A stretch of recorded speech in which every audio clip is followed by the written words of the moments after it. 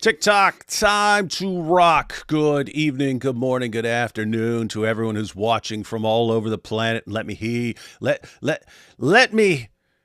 go ahead and say here and now, we are not in the mood for your talking about us being late. AP, does anything that just happened make any sense at all? No, that's why it's so funny. Yeah, so basically every time we go live, something's out of sync. And then so we troubleshoot, and there's like 10 different things it could be. And then so we do all those things. And today it was none of those things. The internet was simply not working on my desktop, but was working on my laptop right beside it, even though this one's plugged directly into the router. And anyway, laptop's just Wi-Fi, so I switched the desktop to Wi-Fi. Still doesn't work. Still didn't work. Anyway, then all of a sudden it just randomly started working again when I was about to change the cable. Anyway. I just find it funny when somebody else has problems instead of me, you know. So. Well, it's just weird because we didn't have these problems 5 years ago, and we were on way cheaper equipment. We had slower internet. We would occasionally have problems and stuff, but not, it's like always like this now. It's weird. Weird stuff. We will crush all of you. Death Mino says no Ethernet. Yeah, that's what it is. I have a cable. I had a cable plugged in over there. It's plugged into the thing in the wall. And then I have Wi-Fi that goes to my laptop. And anyway. Yeah, it's annoying. Hey, so we're going to check out this this debate between 4 Muslim women and 4 Christian women. Want to say here ahead of time, we don't need any of you perverts making jokes. Because I already saw them started before the show. I thought, is there gonna be a mud wrestling section? We don't need those silly jokes. Wait, there is no such section? Nope. And we don't need is this part gonna be, why don't they do this in bikinis in a pool of jello? We don't need any of these silly jokes. The only jokes that are appropriate, as always, are zut jokes, and only about Muhammad. Nice. Meanwhile, I'm working on my Zut Train song. It's coming along very, very nicely. It's going to be done soon. Zoot, zoot. Is that why you sent me that train whistle noise earlier? Yes. I made a train whistle noise that sounds like zoot zoot. It goes zoot zoot. Yeah, so AP's got his Zoot song coming out. Zoot Train, all aboard the Zoot Train. Yeah. So AP, did you check out this women debate? It's pretty interesting, isn't it? Because like I always wondered, hey, why aren't there more debates among women? I know guys on average are more aggressive with this kind of stuff, but lots of sharp women out there. So why aren't they debating? And all of a sudden, turns out there is such a thing. Yeah, I don't know where this came from. This channel just started recently getting a lot of traction of this one woman, Dr. Daff, and she's now hosting these debates. And I believe it's mostly from a Christian perspective. I have seen 2 of these videos that popped up. One was Christian women versus Jewish women, and one was Christian women versus Muslim women. The thing is, I thought that they had a very poor choice of opponents. Like, the Christian women were all right Christian women. But then, for example, with the Christian women versus Jewish women, they just picked a bunch of barely religious or non-religious secular Jews. Don't want to attack anybody now. But when it comes to the Muslim women, I think, as far as I have seen, they have also picked ones that are not very much devoutly, traditionally religious or something. So, yeah. So does that channel, do they just do debates between women? That would be interesting if there was a whole channel that just did women debating. As far as I can see, yeah, every single debate is only between women. Huh. Hey, look. The usual suspect, Jeremy Crawford. Meow, cat fight. I literally just said we don't need all the jokes. We don't need, cat fight. We don't We don't need, ooh, maybe they'll start kissing each other. We don't need any of that stuff, man. Zut jokes are the only appropriate jokes, and only about Muhammad. Like, for instance, someone beforehand said, okay, well, it's 4 Muslim women versus 4 Christian women, but what about 1 Muhammad versus 30 al-Zut? Okay, that's a funny joke. That is a tasteful, not childish, age-appropriate joke that everyone can find amusing. Oh, yeah. Matter of fact, here it is right here. Look. Even before I said it. See that? Look. 1 Muslim man versus 30 Zut men. Hey, the other day I came up with an idea for a video game, everyone, and then AP told me that I can actually get it made. But we're gonna have it's gonna be Muhammad versus al-Zut, and you start off and you're Muhammad, and then there's all the Zut, and they're trying to get you. And Muhammad seems like he was a willing participant in all of this, but the game kind of won't work unless the Zut are chasing him, and then they mount him and stuff like that and ride him around, and then he can maybe escape, and then he runs, and then they jump on him again and mount him and ride him for a while, and haven't decided what would make you the winner in this, because we did already come up with a name, which is Call of Zuti. Oh yeah, I forgot about that. Yeah. Nice. Which somebody commented in the live chat. Yeah, so I watched. I was in the airport. I was in the airport last night at LAX, and I watched maybe the first 20, 25 minutes or so. They were talking about the doctrine of original sin, and they just started talking about whether Islam is true, and that's when I had to board. Not in the way the Zut boarded Muhammad, but I had to board the plane. And so that's what I've seen, but we're going to go ahead and check this out, and we'll get through some of this. Take these first couple super chats, and then we will jump into this debate. Late D Not Wood. Like Zut jumped it. Come on. I thought of that too, man. I'm trying to keep it clean. Late D Wood. J.K. Rowling responded to your tweet. Yeah, I saw that. I saw that the other day. Really? What tweet? Oh, she posted something and I replied, and then she responded to my reply, and now I'm famous and she wants to put me in her new Harry Potter movie. Oh, nice. You should reject. Yeah. I'm too old. I keep telling her I'm too old to play Harry Potter. She's like, oh, you should have responded to her response with, hey, I'm not interested. I don't want to be part of the Harry Potter world. That'd be funny. Zooty man does whatever. Zooty man does whatever a Zooty can. Rides a mo all night long. They say he's Jin, but he's a Jack to him. It was Big Bang up in the desert. What's the hang up? The amazing Zooty man. I kind of lost the meter after a bit, but like where you're going with that. I was tempted to call into Walmart radio, say, I'll Zut.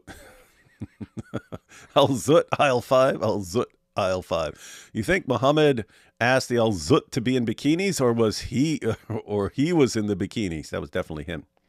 The Zut were naked. Totally unfair matchup. 4 Christian women versus 2 Muslim women. Because they each have half a brain. I get it. That's messed up. That's a good one. I wonder if that ever came up in the debate. Yeah, shouldn't it be 8 of you Muslim women versus the 4 Christian women? Seth says Gaza has morphed into Hamas versus Klan civil war. Yep, AP's been posting about that. And oh man, and then of course we could have did breaking news, but you see that they got Mr. Fafo, man. Yeah, I'm kind of sad about that. I know, it's like there was something funny about. I mean, he's pure evil, but there was something funny about the guy. Just like, I mean, it reminds me of Dawa, and that Dawa guys don't care like how much they're exposed as liars because their fans don't care. But he was like that. He's like, oh look, I'm a doctor, and oh I'm getting blown up, and then the next thing, oh I'm a movie producer, and the next thing, oh I'm the press, and the next thing, oh I'm this, and he was like, he had like a different job every single time, and then people start picking up on, wait, this is the same guy.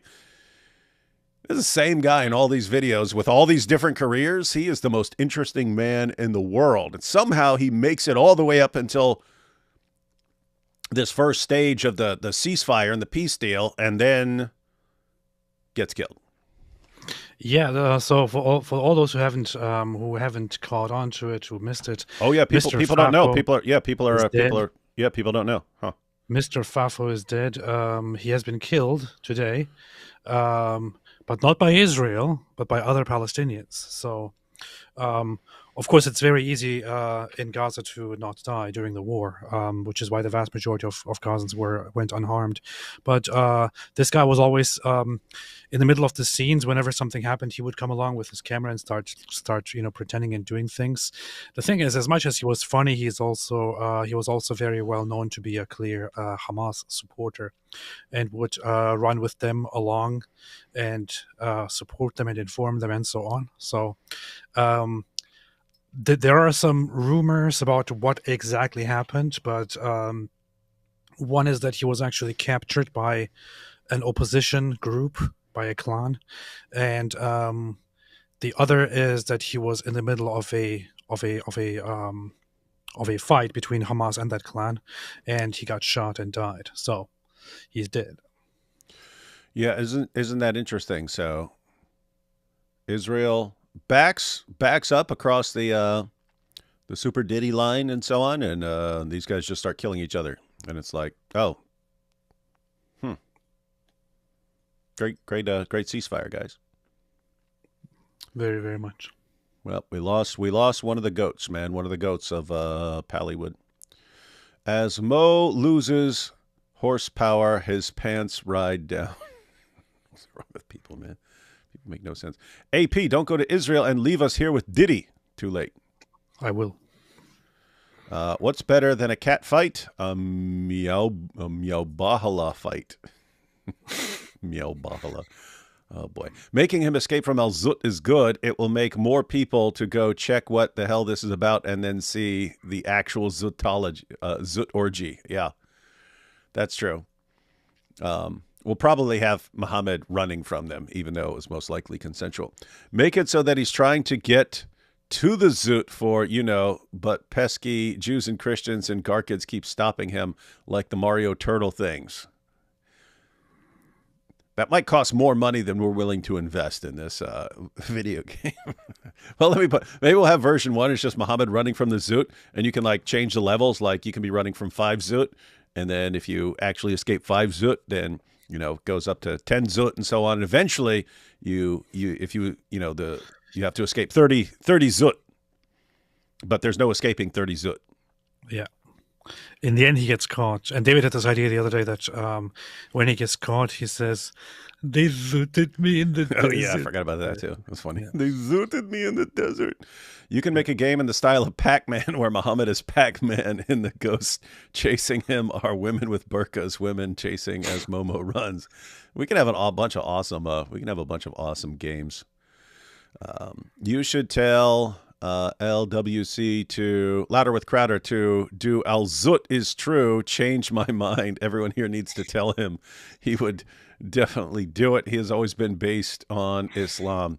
We do need that. We need a sign that says Muhammad got banged by 30 men in the desert. Prove me wrong. Nice. That'd be based. I tried researching about the Battle of Al Zut, but they kicked me out of the adult magazine store before I could get deep into Muhammad. What's wrong with people, man? Is the Zut train a passenger or freight cabin? Hey guys, I said you could do Zut jokes. I didn't mean you had to do a million of them. D Wood, if there's a need for writers, I'd be interested in contributing to the Islamic Dilemma website. Articles, write-up summaries. Is your Hotmail email a good place to get in touch with you? Yes, it is. And check out our headline in London Evening Standard. London Mosque faces criticism over men and young girls only charity fun run. What the heck? Look that up, AP.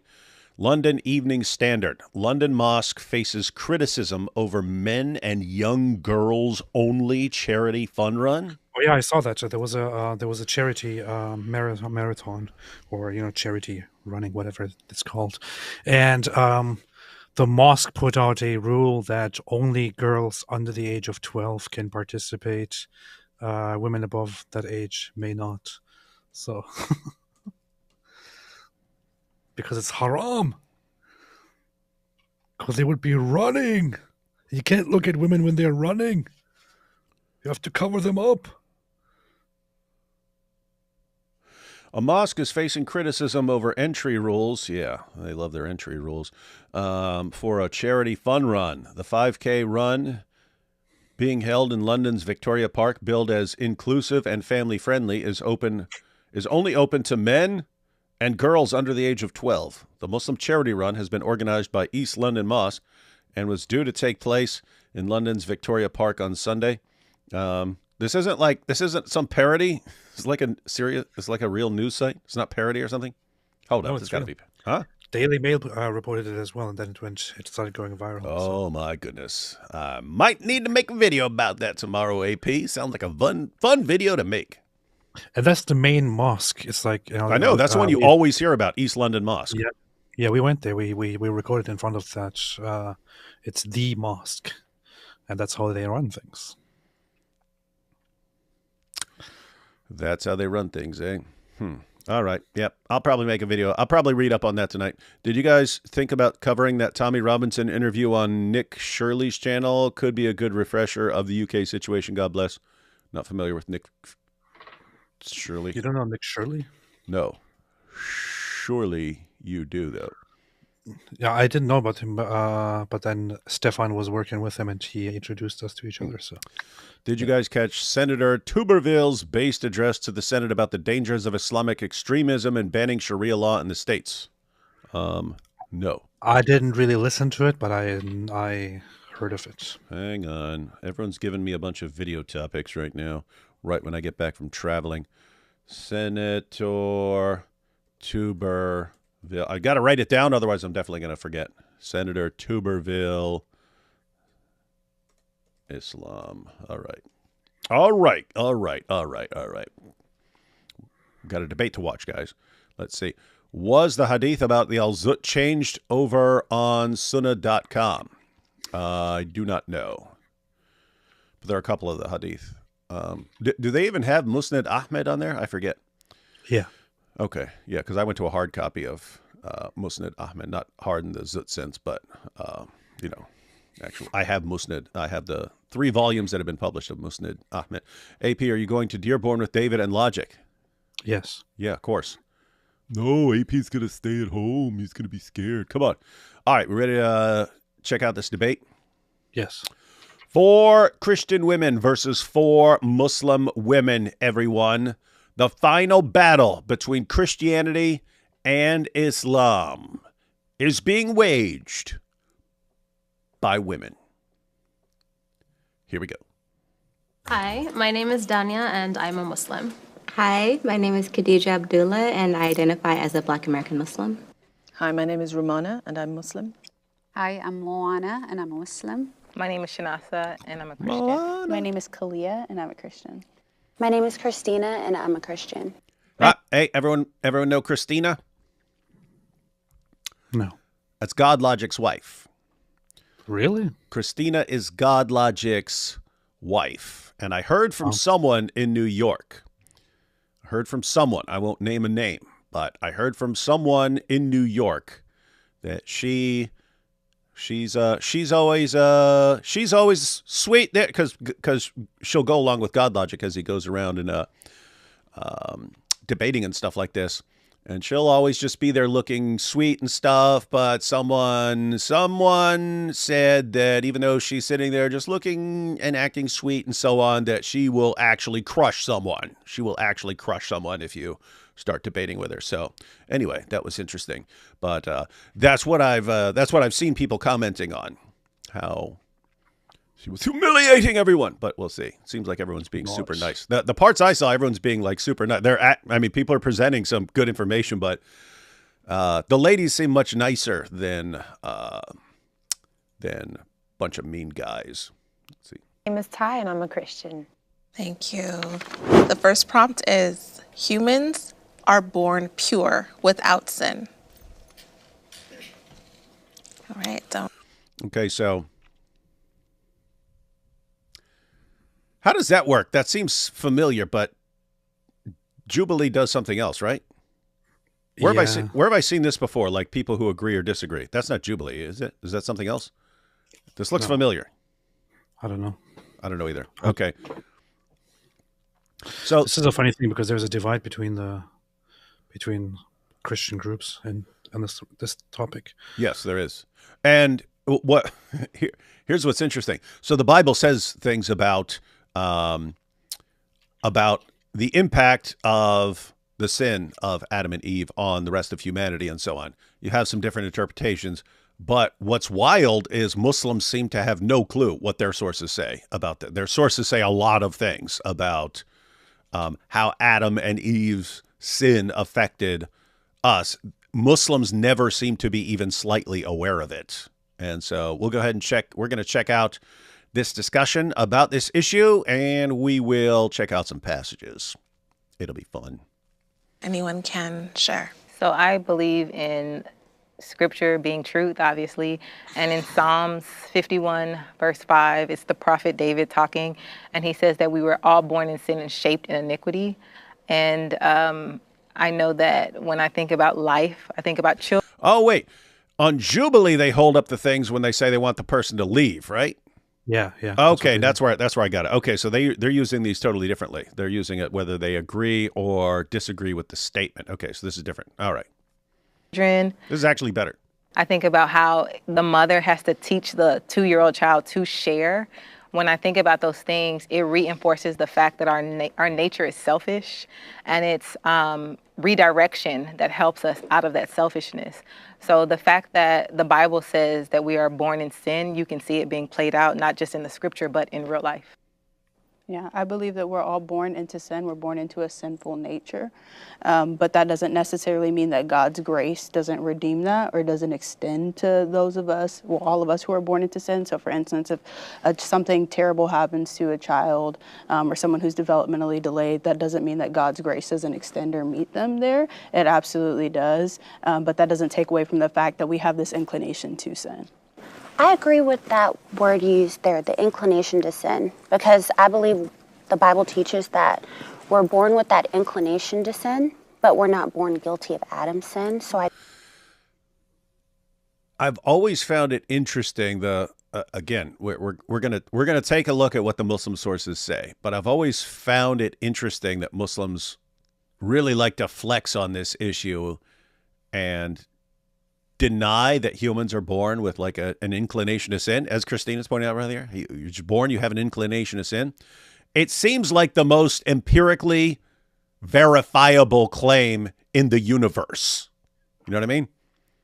Like, if human beings weren't born with an inclination to sin, it seems like, well, some human beings would end up sinning and some wouldn't. It seems like we all really end up sinning, and that we can kind of figure it out on our own when we're little, and you don't need to teach people, you don't need to teach a baby, hey, here's how to be selfish.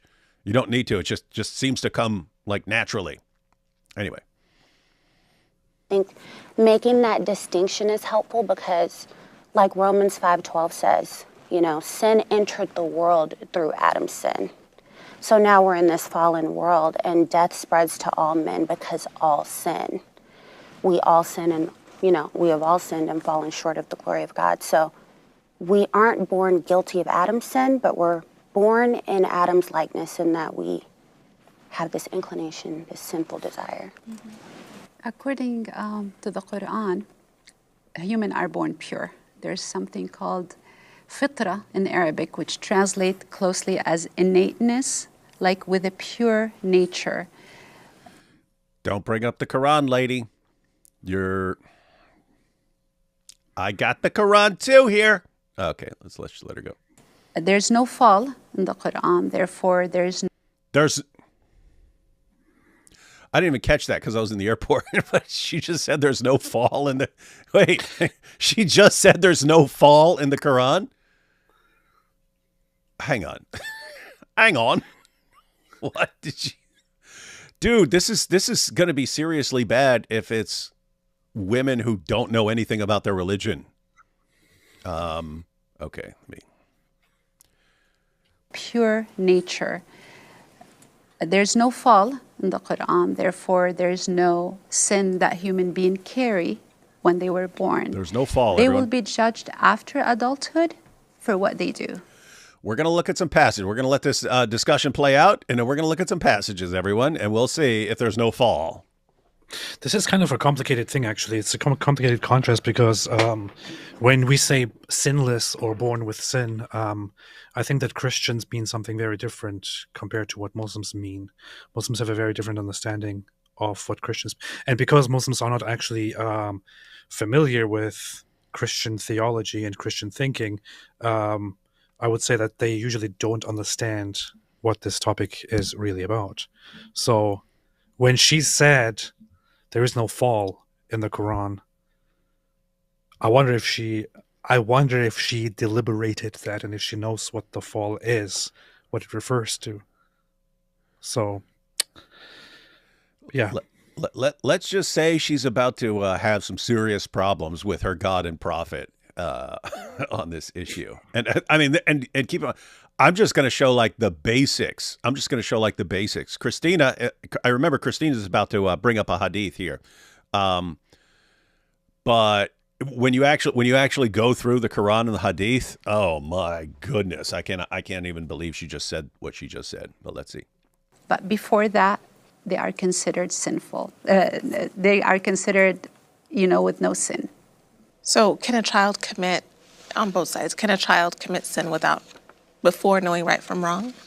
Yeah, I think if a child punches another kid in the face and doesn't realize that there's a consequence to that or that's wrong, it's still wrong. The fact that the other kid is hurt is the consequence of the sin that occurred. And it's that very consequence that teaches the kid, oh, this is wrong. It caused hurt to another person. So yeah, absolutely children can sin, but they learn from the consequences of their actions in the same way that adults do. I would even make the distinction that children can commit sinful acts, but they're not accountable for that sin. Mm-hmm. For instance, Deuteronomy 139 talks about how the children who are too young to know right and wrong or good and evil, they still enter the promised land. So can a child steal something? Yes. Are they guilty of stealing? No, because they're not accountable for that sin. Even Isaiah 7:19 talks about how a child can be at a point where they're too young to choose the good from the bad. Mm-hmm. So I just think the distinction between committing a sinful act and being guilty of sin is really, really, really important here. I think this is very crucial. It touches the heart of the difference between Christianity and Islam when it comes to the issue of sin, because in Islam, sin is simply something that is considered transactional, that is a value, or that is something like a currency, something like a punishment given, or something that a negative for which you are punished. That's it. Whereas sin is considered quite different in Christianity. It's not about whether you are guilty of something or not. It's that the issue or the thing that is a sin is in and of itself bad, or it is the lack of good. It's not necessarily about whether you are actually doing something deliberately evil or engaging in evil with full responsibility or not. Sin is sin. Whether you are responsible for it or not is a different issue. It is so the issue of sin is much deeper in Christianity than it is in Islam. In Islam, it is just a transactional thing. That's it. Oh yeah, yeah, and overall emphasis in the Bible versus overall emphasis in the Quran. If you were to say, according to the Bible, what is man's fundamental problem, it would be sin. You are in rebellion against God. In the Quran, it seems like man's fundamental problem is ignorance. You don't know, you don't know, and you can't figure out things unless God sends you a prophet to inform you. And by that time, your head has been filled with a bunch of false ideas, and then you resist the prophet and reject him and so on. But yeah, we'll see what the Quran says on sin, though. Hang on. Anyone else want to share? I agree, and kind of going off on what was said earlier and your point, in Islam, a child or a person becomes accountable for their sins after puberty.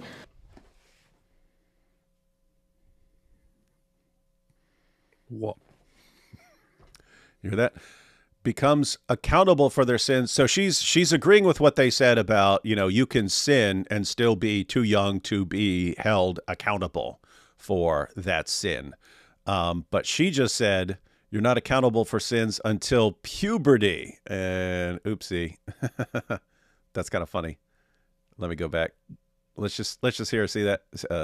Hear her say that again. Choose the good from the bad.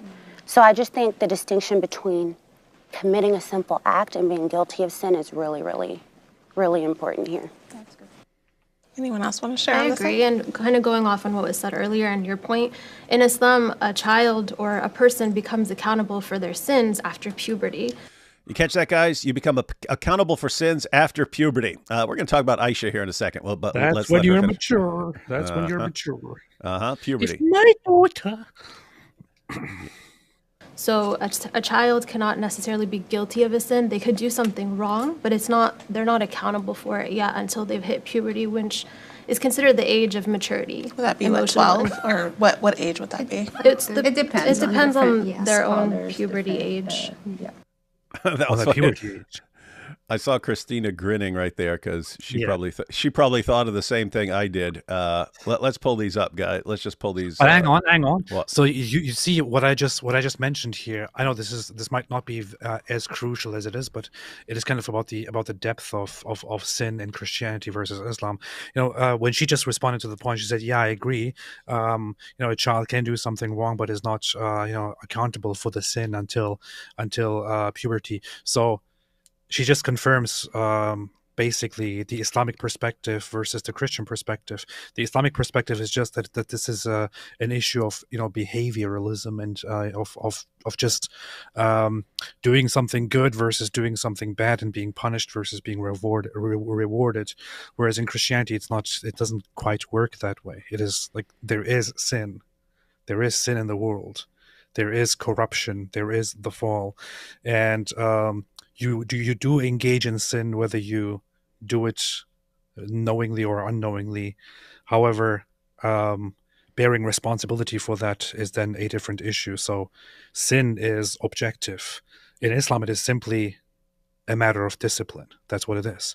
Because it's just something that you don't do in order to avoid punishment from Allah. It doesn't have any further depth to it. Sahih al-Bukhari. Look at the chapter heading. Giving one's young children in marriage is permissible. Why? By virtue of the statement of Allah. And for those who have no monthly courses, so no monthly period, i.e. they're still immature, so girls who are too young for a monthly menstrual cycle. Surah 65, verse 4. And the iddah for the girl before puberty is 3 months in the above verse. The girl before puberty. I just wanted to point out, I'm going to point out something else about these hadiths about Aisha, but we were just told that you are not responsible for your sin until you've gone through puberty. And yet you can marry girls before puberty, have sex with them before puberty, divorce them before puberty. So you can actually marry a girl who is not even accountable for what she does, according to these women and Islam.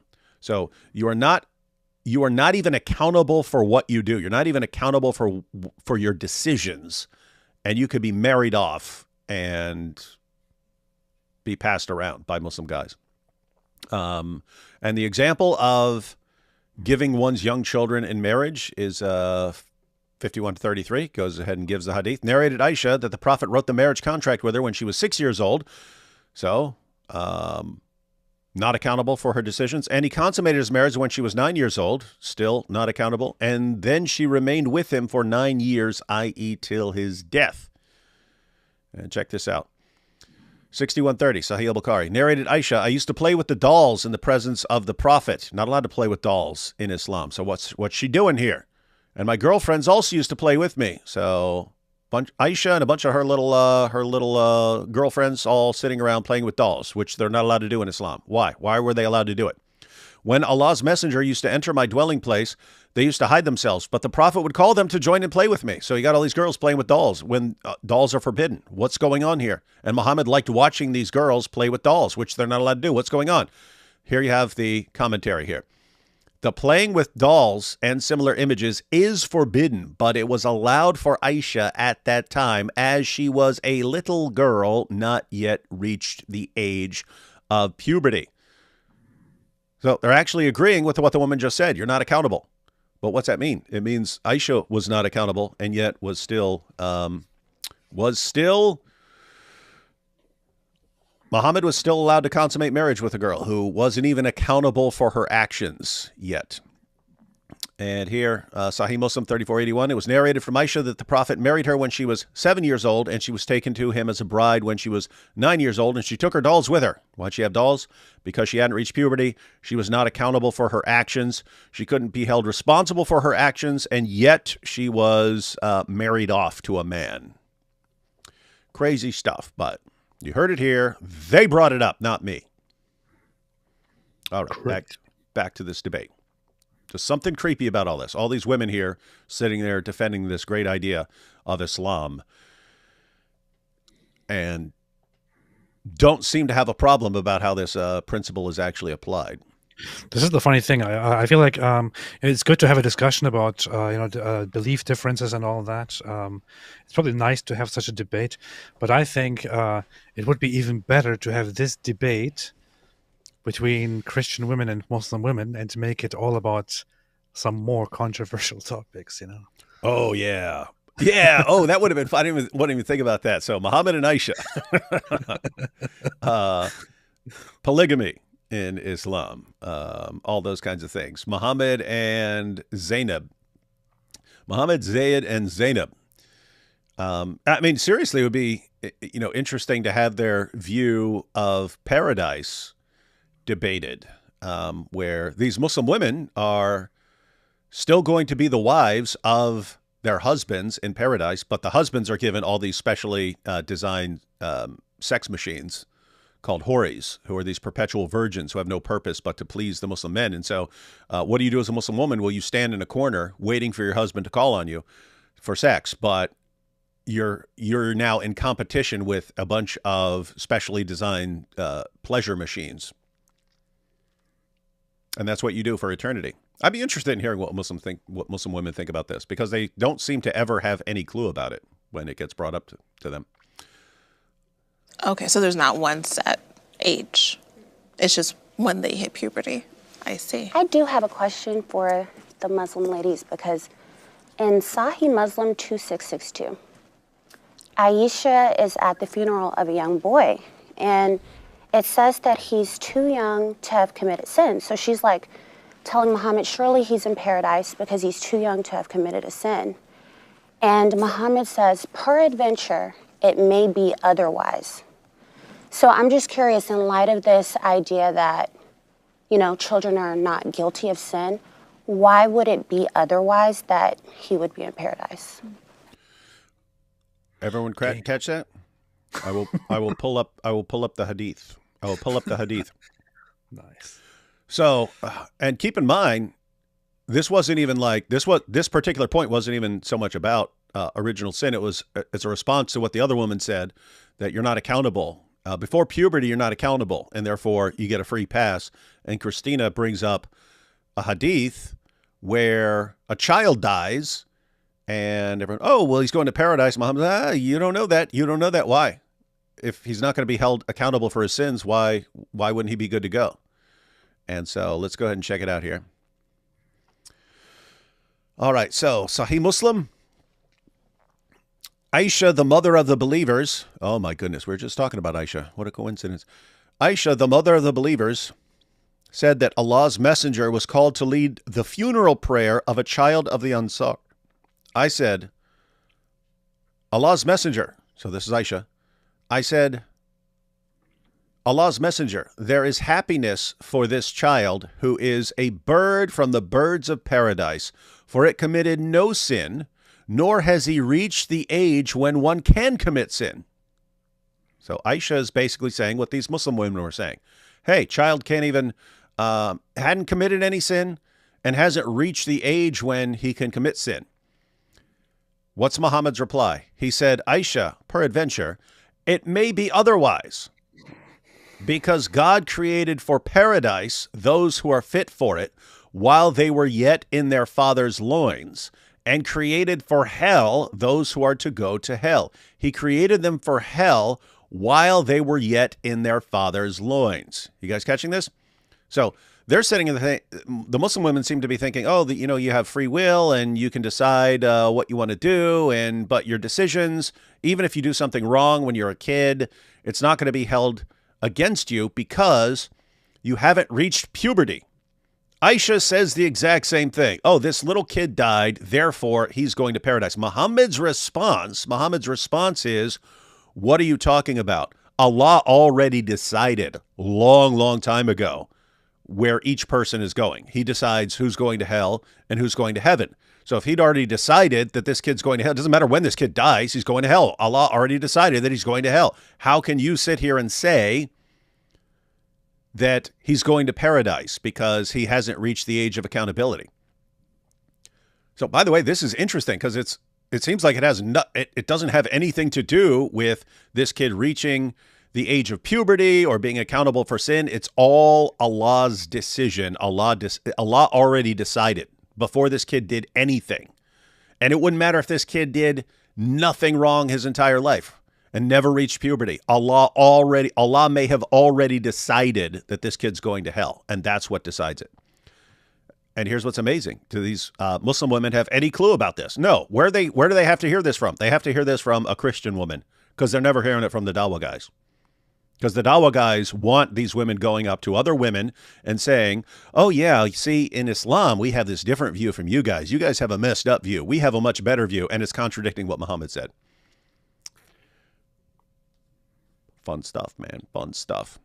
All right, let's see how they answer. So the hadith that's mentioned in the Sahih, you said Sahih?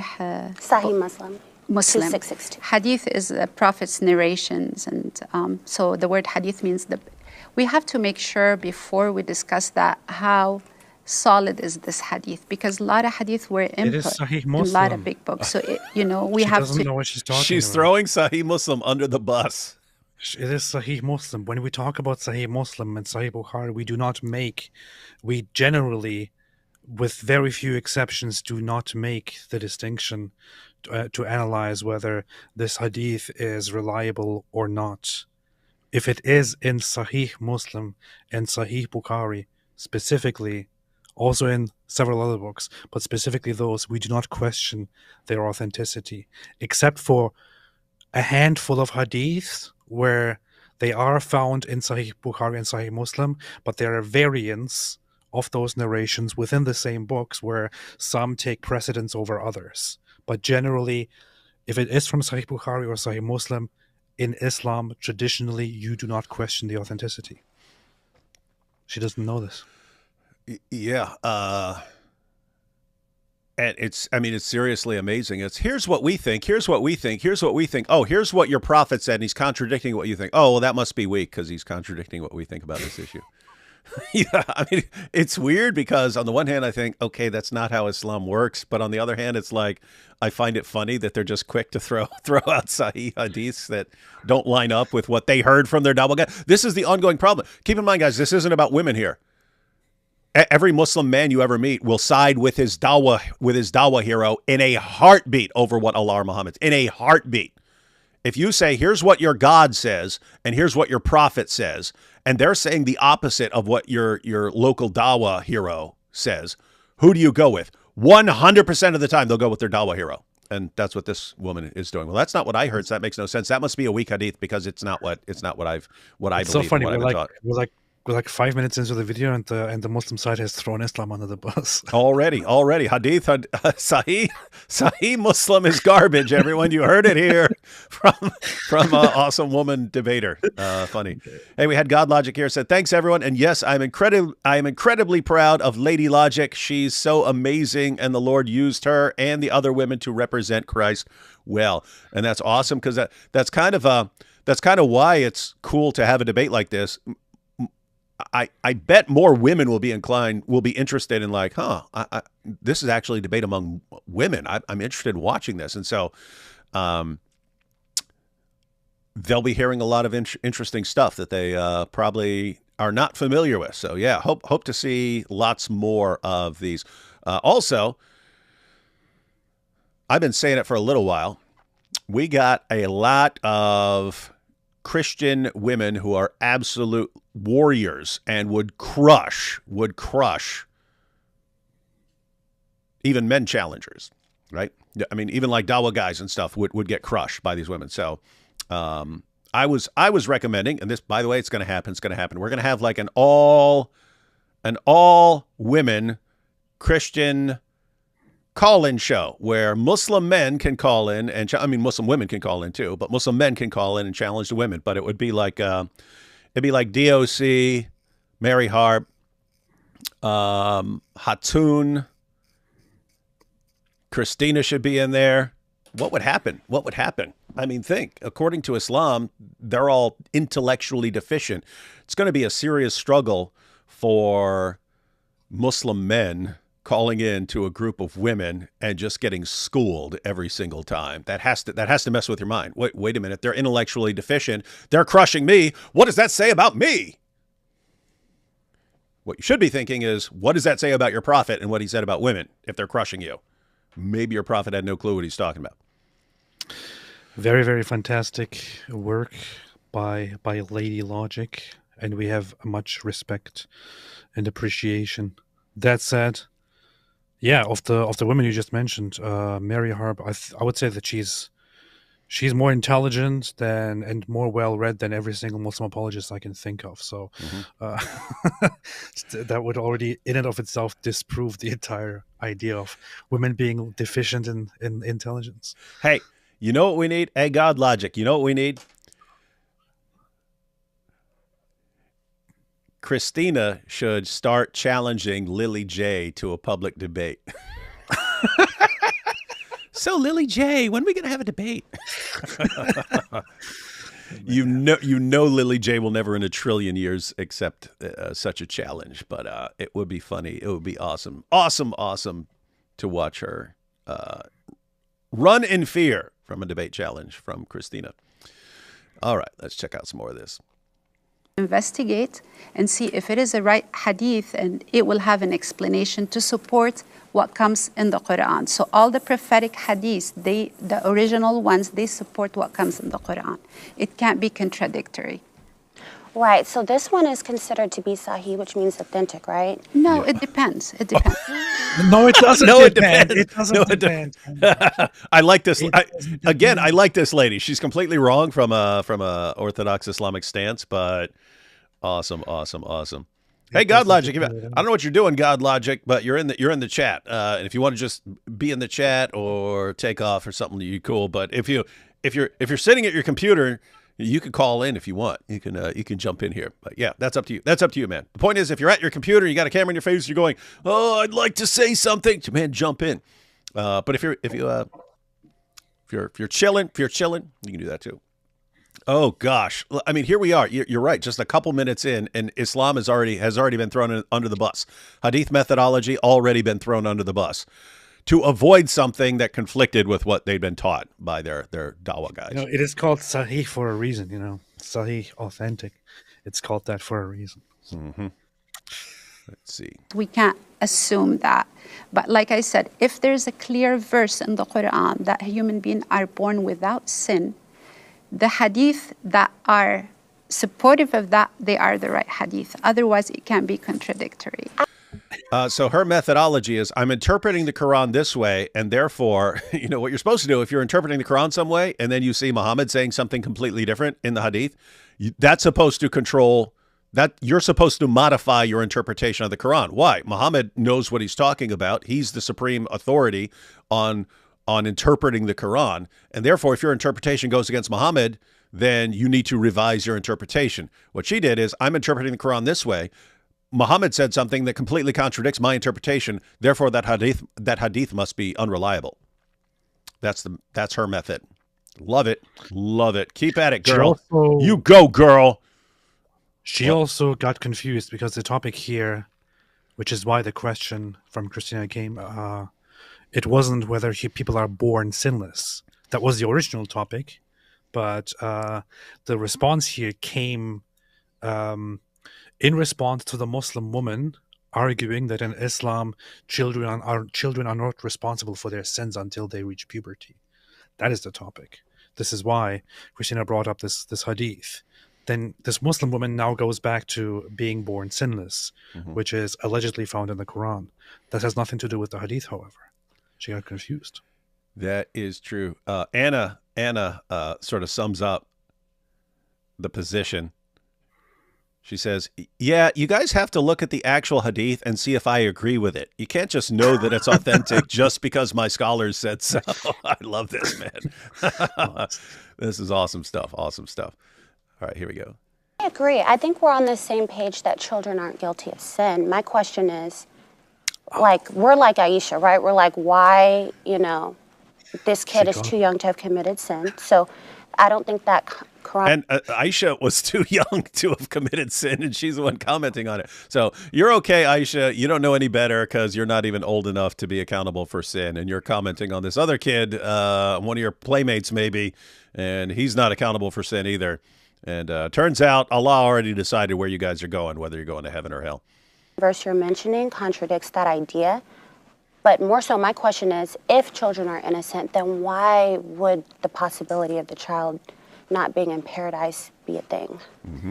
Like I said, again, the hadith does not, if it does not align with the Quran, then we have to assume. If it doesn't align with how I have interpreted the Quran, then I throw out the hadith.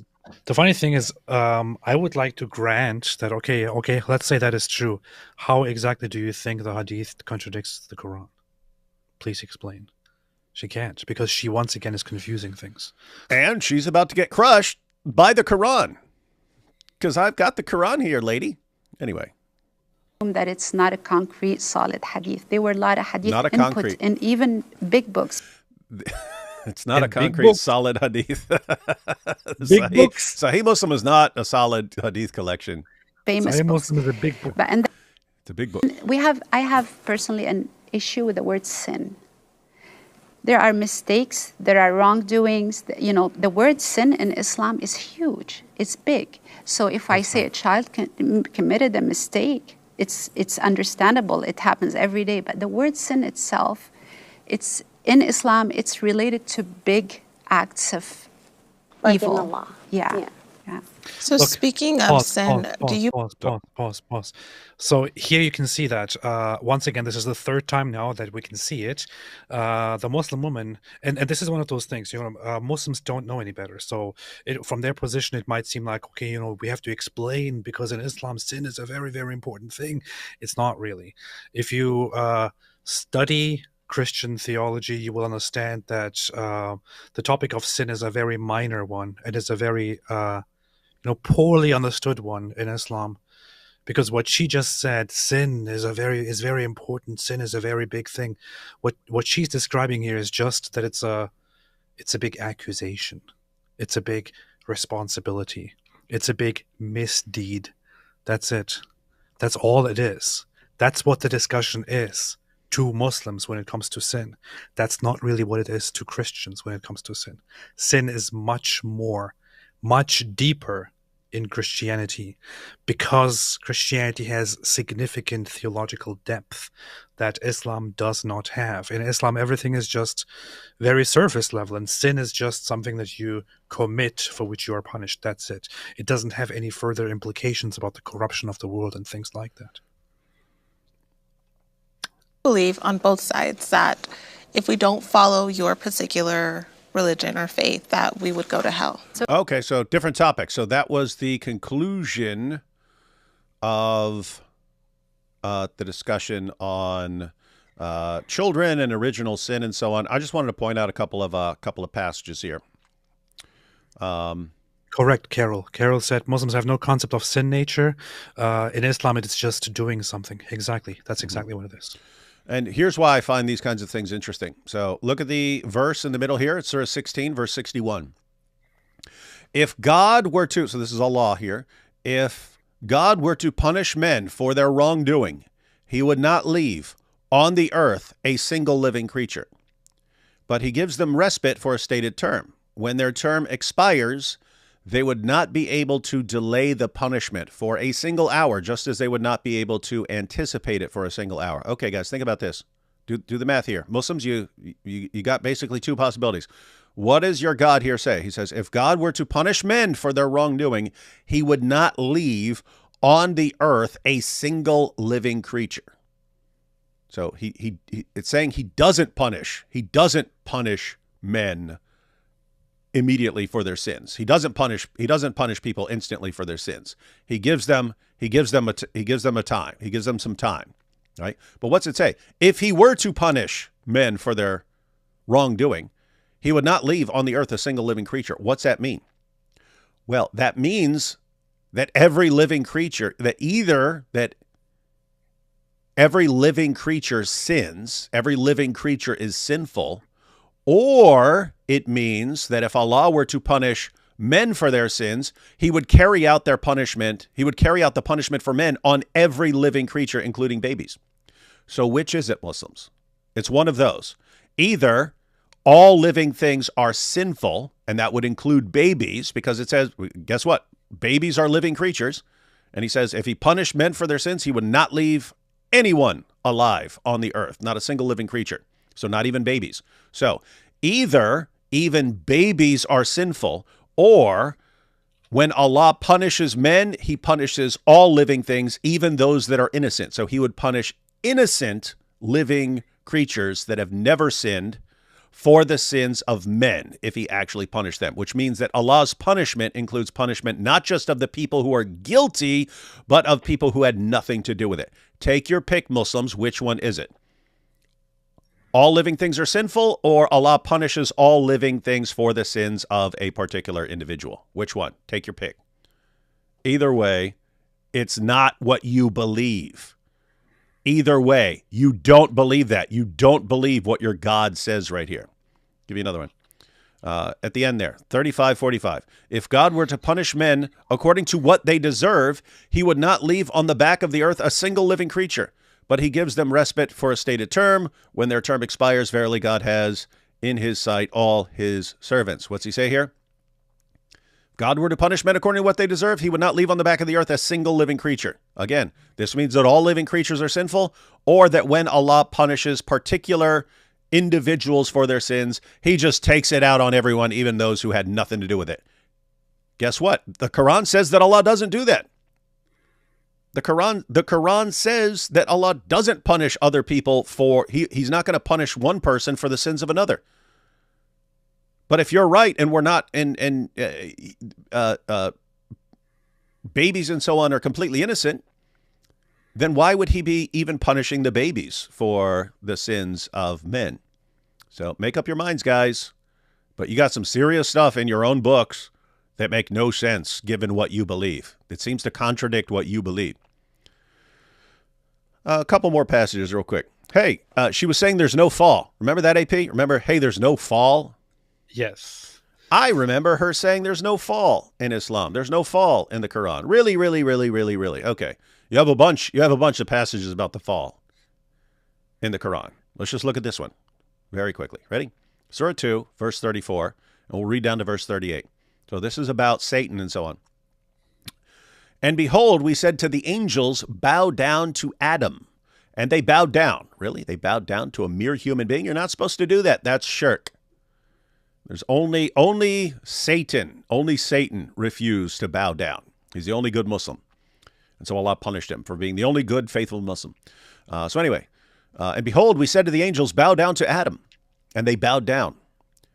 They obeyed Allah's command to commit shirk. Not so Iblis. He refused and was haughty. He was of those who reject faith. We said, so this is what Allah says. We said, O Adam, dwell thou and thy wife in the garden, and eat of the bountiful things therein, as where and when ye will. But approach not this tree, or ye run into harm and transgression. Then did Satan make them slip from the garden, and get them out of the state of felicity in which they had been. There's no fall? There's no fall? They were in a state of felicity in the garden, and then they're not? Let's see. So It caused them to get out of the state of felicity in which they had been. We said, get ye down. There's no fall. Get ye down. Where? Out of paradise. No fall. No fall in Islam. We said, get ye down, all ye people, with enmity between yourselves on earth. It's interesting. It's talking about Adam and Eve, and then it talks about like all. With enmity between yourselves, on earth will be your dwelling place and your means of livelihood for a time. Hey, quick question. So let me get this straight, everyone. There's no fall, but Adam and Eve were cast out of paradise onto earth. Being on earth, guys, everyone pay attention. This is different from the biblical view where paradise is a place on earth, right? In Islam, it's a different place. It's a different place. You are put on earth when you're kicked out of paradise. Okay, quick question, everyone. Where are babies born? Are they born in paradise? They're not born in paradise. They're born here on earth, which is the place of punishment for sin.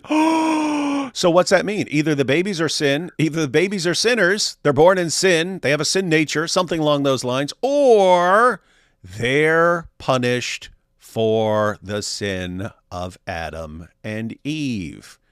If not being in paradise and being on earth is the punishment for sin, again, where are babies born? They're not born in paradise. They're born on earth. So take your pick once again.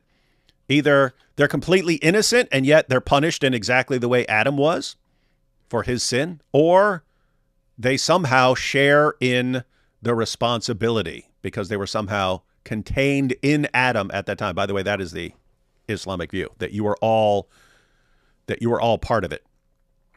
So anyway, we said, get ye down, all ye people, with enmity between yourselves. On earth will be your dwelling place and your means of livelihood for a time. Then learnt Adam from his Lord words of inspiration, and his Lord turned towards him, for he is oft returning most merciful. Verse 38, we said, get ye down, all from here, all of you. And if, as is sure, there comes to you guidance from me, whosoever follows my guidance, on them shall be no fear, nor shall they grieve. So everyone get out of here. What are you talking about? It's Adam and Eve. Everyone get out of here. Why? Because we're all in Adam and Eve. And so we're all punished. We're all punished. We all are somehow responsible. And Muslims have absolutely no clue about it. It's right here in the Quran over and over and over again, and they just don't care. Why? Because you don't listen to Allah and Muhammad. You listen to Dawah people. That's who you listen to. Islam is the religion of Dawah, Gandists, making things up. It's not the religion of what Allah and Muhammad taught. Quick hadith real quick. Sahih al-Bukhari 3339. Narrated Abu Hurairah, the Prophet said, were it not for Bani Israel, meat would not decay. And were it not for Eve, no woman would ever betray her husband. Huh. Jews, have you heard of that? Jews, dear Jews, the reason that meat goes bad is you. Jews are the reason why. Truth. Hey, what's this? Hey, I got a slab of beef over here. I'm just gonna leave it here, sitting on my counter for about a week here in the hot desert. Hey, why just got maggots crawling all over? Because the Jews.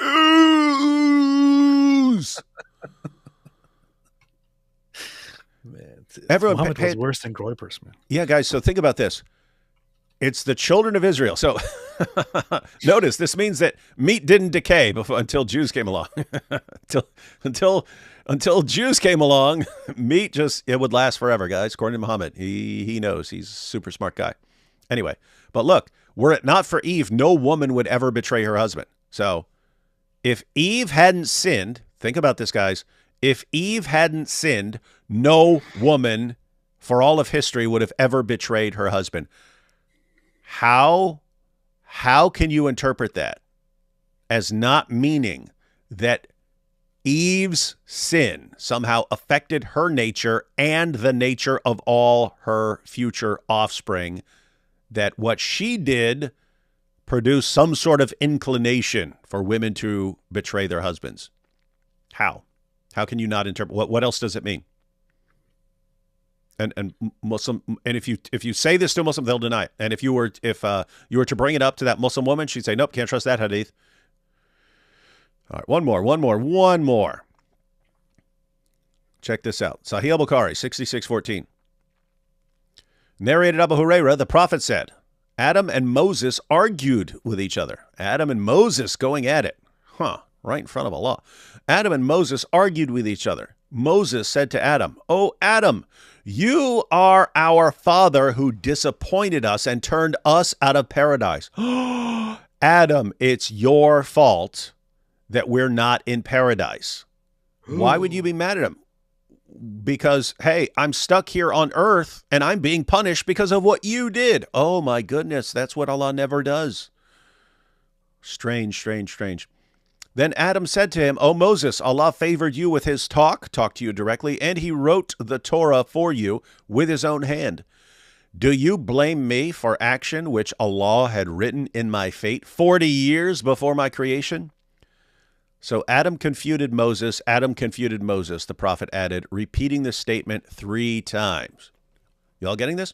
So Moses actually brings it as an objection to Adam. Adam, you are so messed up. You got all of us kicked out of paradise. We were all punished because of what you did. Adam doesn't say, Adam doesn't say, no, that's not what happened. He says, why are you blaming me when Allah decided that that was going to happen?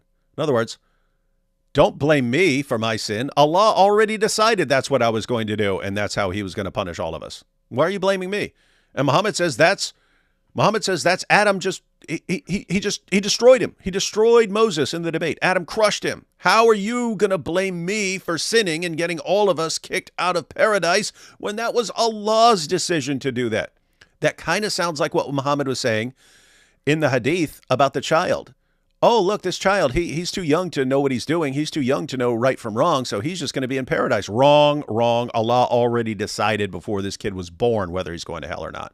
And you don't know what Allah decided. So don't say this kid's in paradise. Notice, guys, we just read multiple Quran passages. We read multiple hadiths. The Muslim women in the debate, they have no clue what they're talking about on these issues. And keep in mind, that is not about the women. That's not about the women.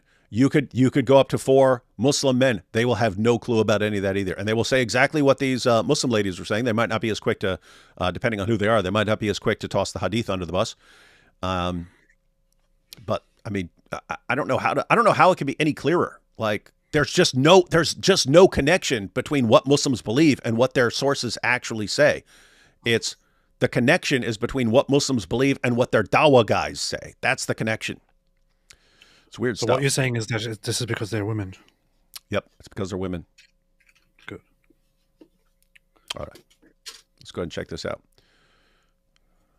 From my upbringing and my understanding of the Quran. So the question here is, what happens to people who don't believe in your religion? No. There's a verse in chapter 2, verse 62 that says, Christians, Jews, believers, anyone who believes in God, believes in the day of judgment, and does good on earth has no fear, and God will reward them in the hereafter.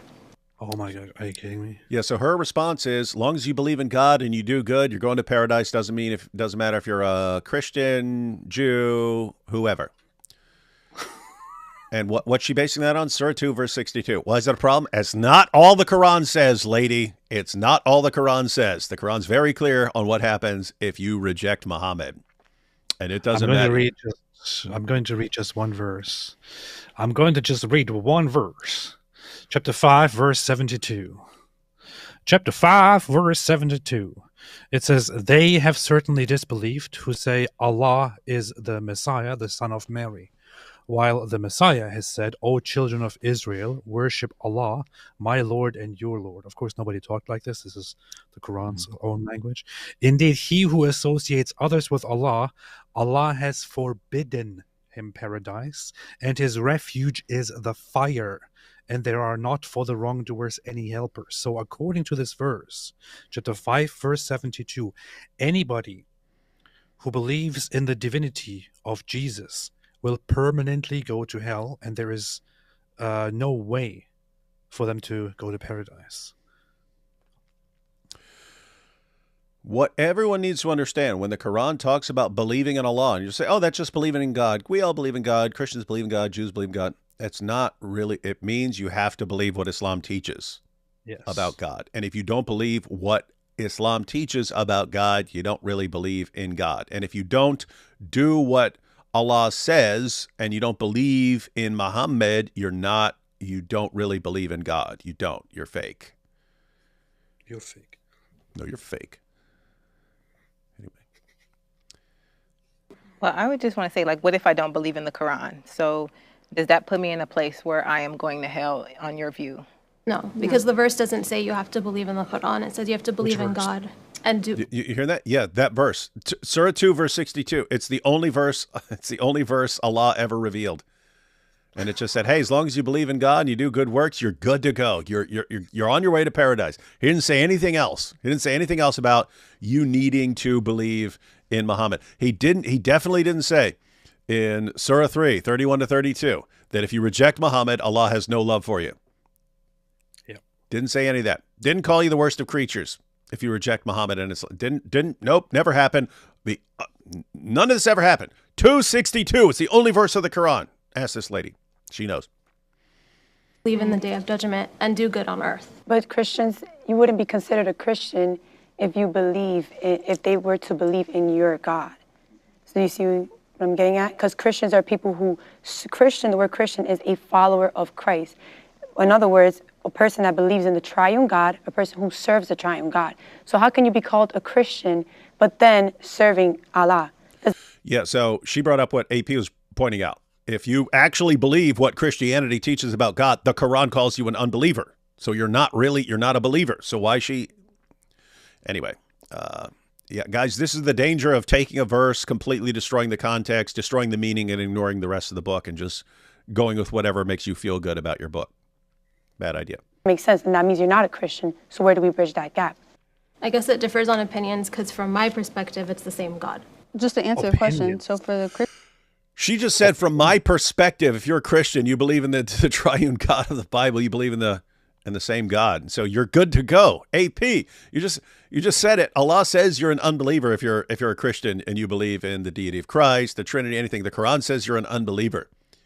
She just said, no, I think you're fine. I think it's all the same God. This is awesome. Get the heck out of my house. You're a kafir. We can throw out Sahih Muslim, according to one of the Muslim ladies debating. And now you can believe in the triune God of the Bible. You can believe in the deity of Christ. You're still good to go because you believe in God. And she said, according to her view, you're fine. Awesome. So she just said, Quran 5, verse 72, throw that away. We don't care. Powerful stuff. Powerful stuff. Perspective, we believe that if you don't profess Jesus Christ as your Lord and Savior, worship the triune God, there is a place of separation that has been prepared for those who don't acknowledge Jesus as the Son of God. I would say where we defer, and maybe you guys can give more commentary on some of the passages in the Quran, but I know that Surah 749 talks about beheading, slicing the necks of those who don't believe on the day of war, and just talk about this idea of jihad, because I feel like there are so many people who practice Islam who do persecute. The number one source of Christian persecution is at the hands of Islamic states. These aren't people. These aren't just one extreme person or one extreme group, but these are entire countries that persecute Christians because of what they believe is in the book, because they believe that this idea of holy war does exist. And I know that there's differing interpretations on that, but I think you have to ask the question, like, why are there so many extremist groups as opposed to Christianity? We're not persecuting any nation across the world trying to get people to convert. Yeah. Who is that woman? I forget her name. It listed the names at the beginning, but I did see people say, they were saying Christina crushed it, and they were saying, and I saw people going, and the woman with glasses too. All the ladies on the Christian side seem sharp, man. Yeah, the Christians know about Islam, and the Muslims don't know about Islam. Isn't that amazing? The Christian women they obviously know more about Christianity, but they also know more about Islam than the Muslim ladies. And the Muslim ladies are just inventing it as they go along, or just reciting the Dawah script that was given to them at some point. And I remember this part. I did catch this part last night at the airport, so I still saw this. But she just goes on this tirade about the Crusades and all this. She didn't get the point. It's So what was asked was, hey, if you guys are actually fine, as one of your debaters just said, if we're actually fine believing in Jesus, believing in the Trinity, calling Jesus God, and so on, if that's actually fine because we still believe in God and we're doing good works, why are jihadis obsessed with violently subjugating us? And you could have tied that into Islam. Why is Islam obsessed with violently subjugating us? That's a command. 929 is a command to violently subjugate us. Why, if we're fine? And here's the thing. You could just, if you're sitting there looking at 929, why are Muslims commanded to violently subjugate us? Go to the very next verse. The Jews say Ezra is the son of Allah. Christians say the Messiah is the son of Allah. So wait a minute. Believing something incorrect according to Islam is justification for violently subjugating us. So how in the name of common sense can you take it seriously that, oh, as long as you believe in God, you're fine. You're fine with Islam and you're going to heaven? Makes zero sense. So that was the issue that was brought up. She's going to not understand it and start talking about the Crusades and stuff like that. Which, just to point out, it's not a topic, but she obviously gets distracted because she's uncomfortable with the idea, with the fact that Muslims are persecuting Christians.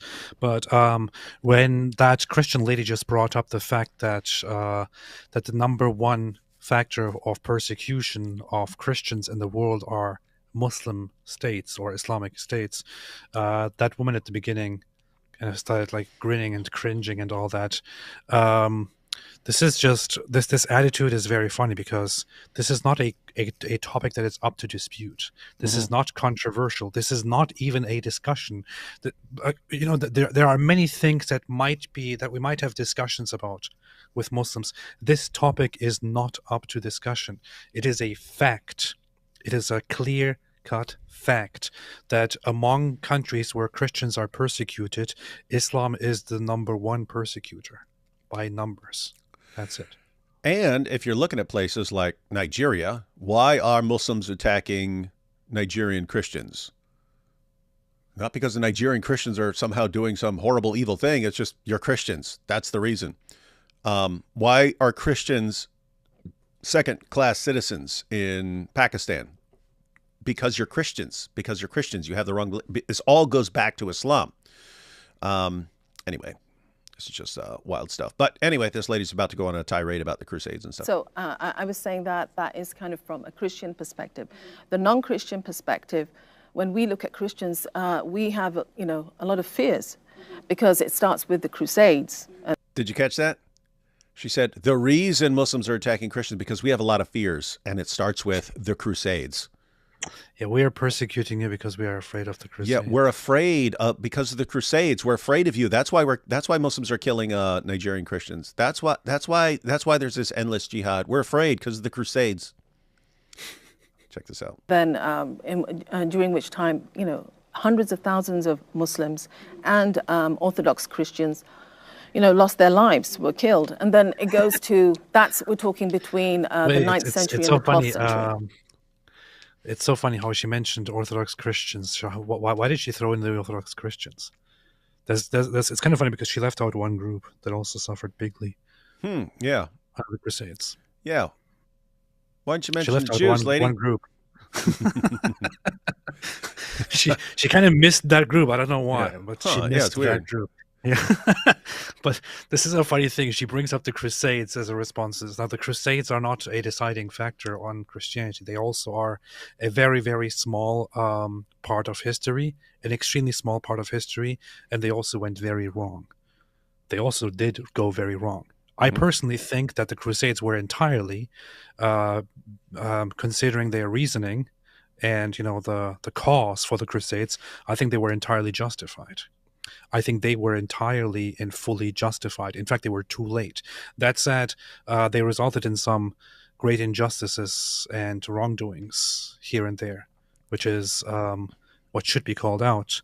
However, the thing with the Crusades is that they were a reaction to Islamic aggressions and expansionism, continuous Islamic expansions and aggressions. And the Christian ladies point that out. But once again, it has nothing to do with the topic. Yeah. Let's let her rant for a bit.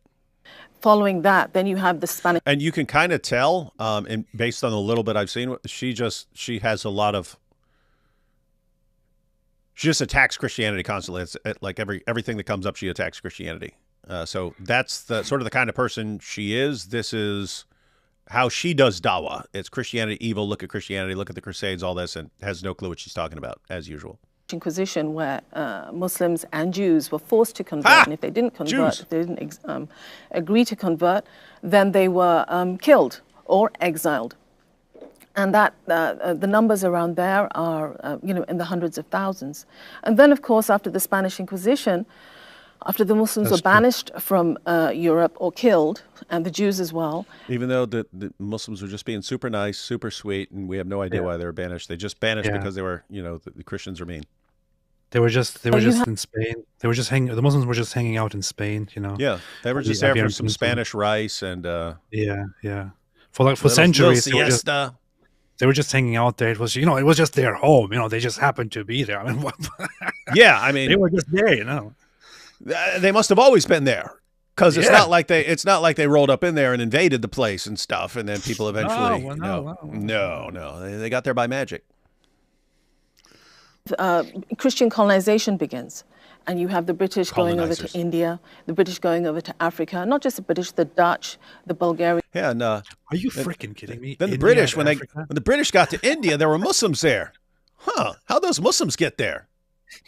Those Muslims, they found these Muslims, these colonizers coming over there. And they think about this: these British Christian colonizers get to India and colonize this Muslim land. The British Christians, they get there and they take what we Muslims took from the Hindus. How dare they? No, they took what the Hindus gladly gave us.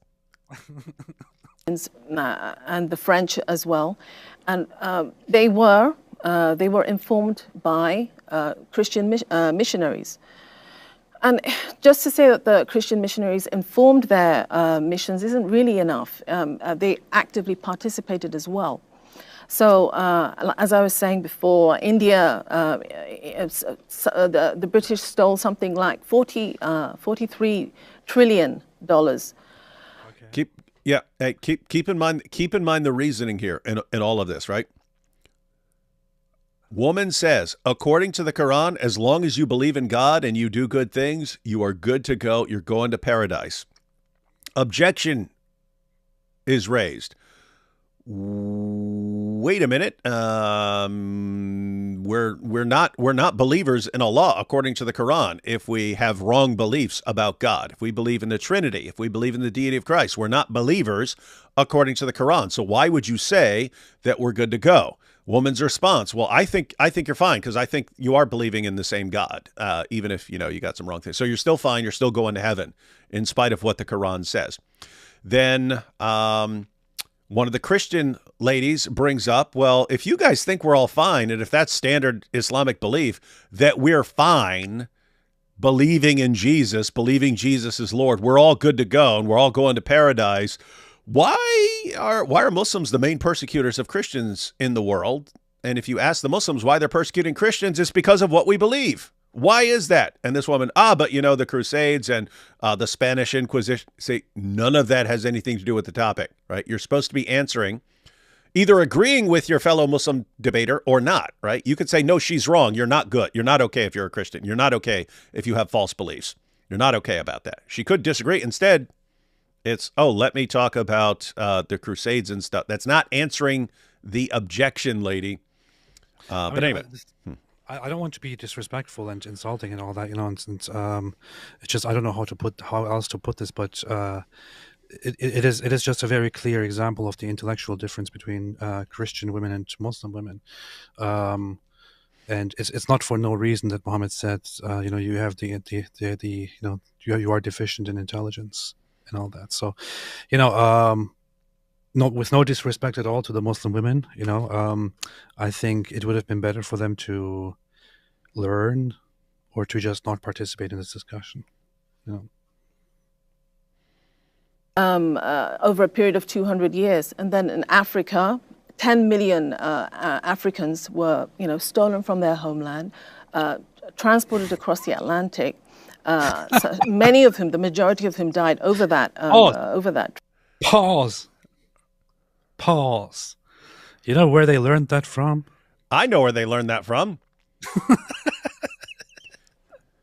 From the Muslims. Yeah.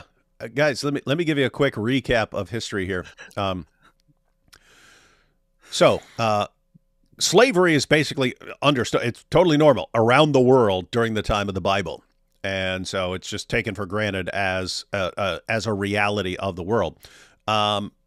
Christians came along and just instantly started freeing slaves if they were able to, right? It was just, it wasn't a command. Hey, you better free your slaves. You better free your slaves. They're just kind of doing the math. Wait, these are people that are created in the image of God.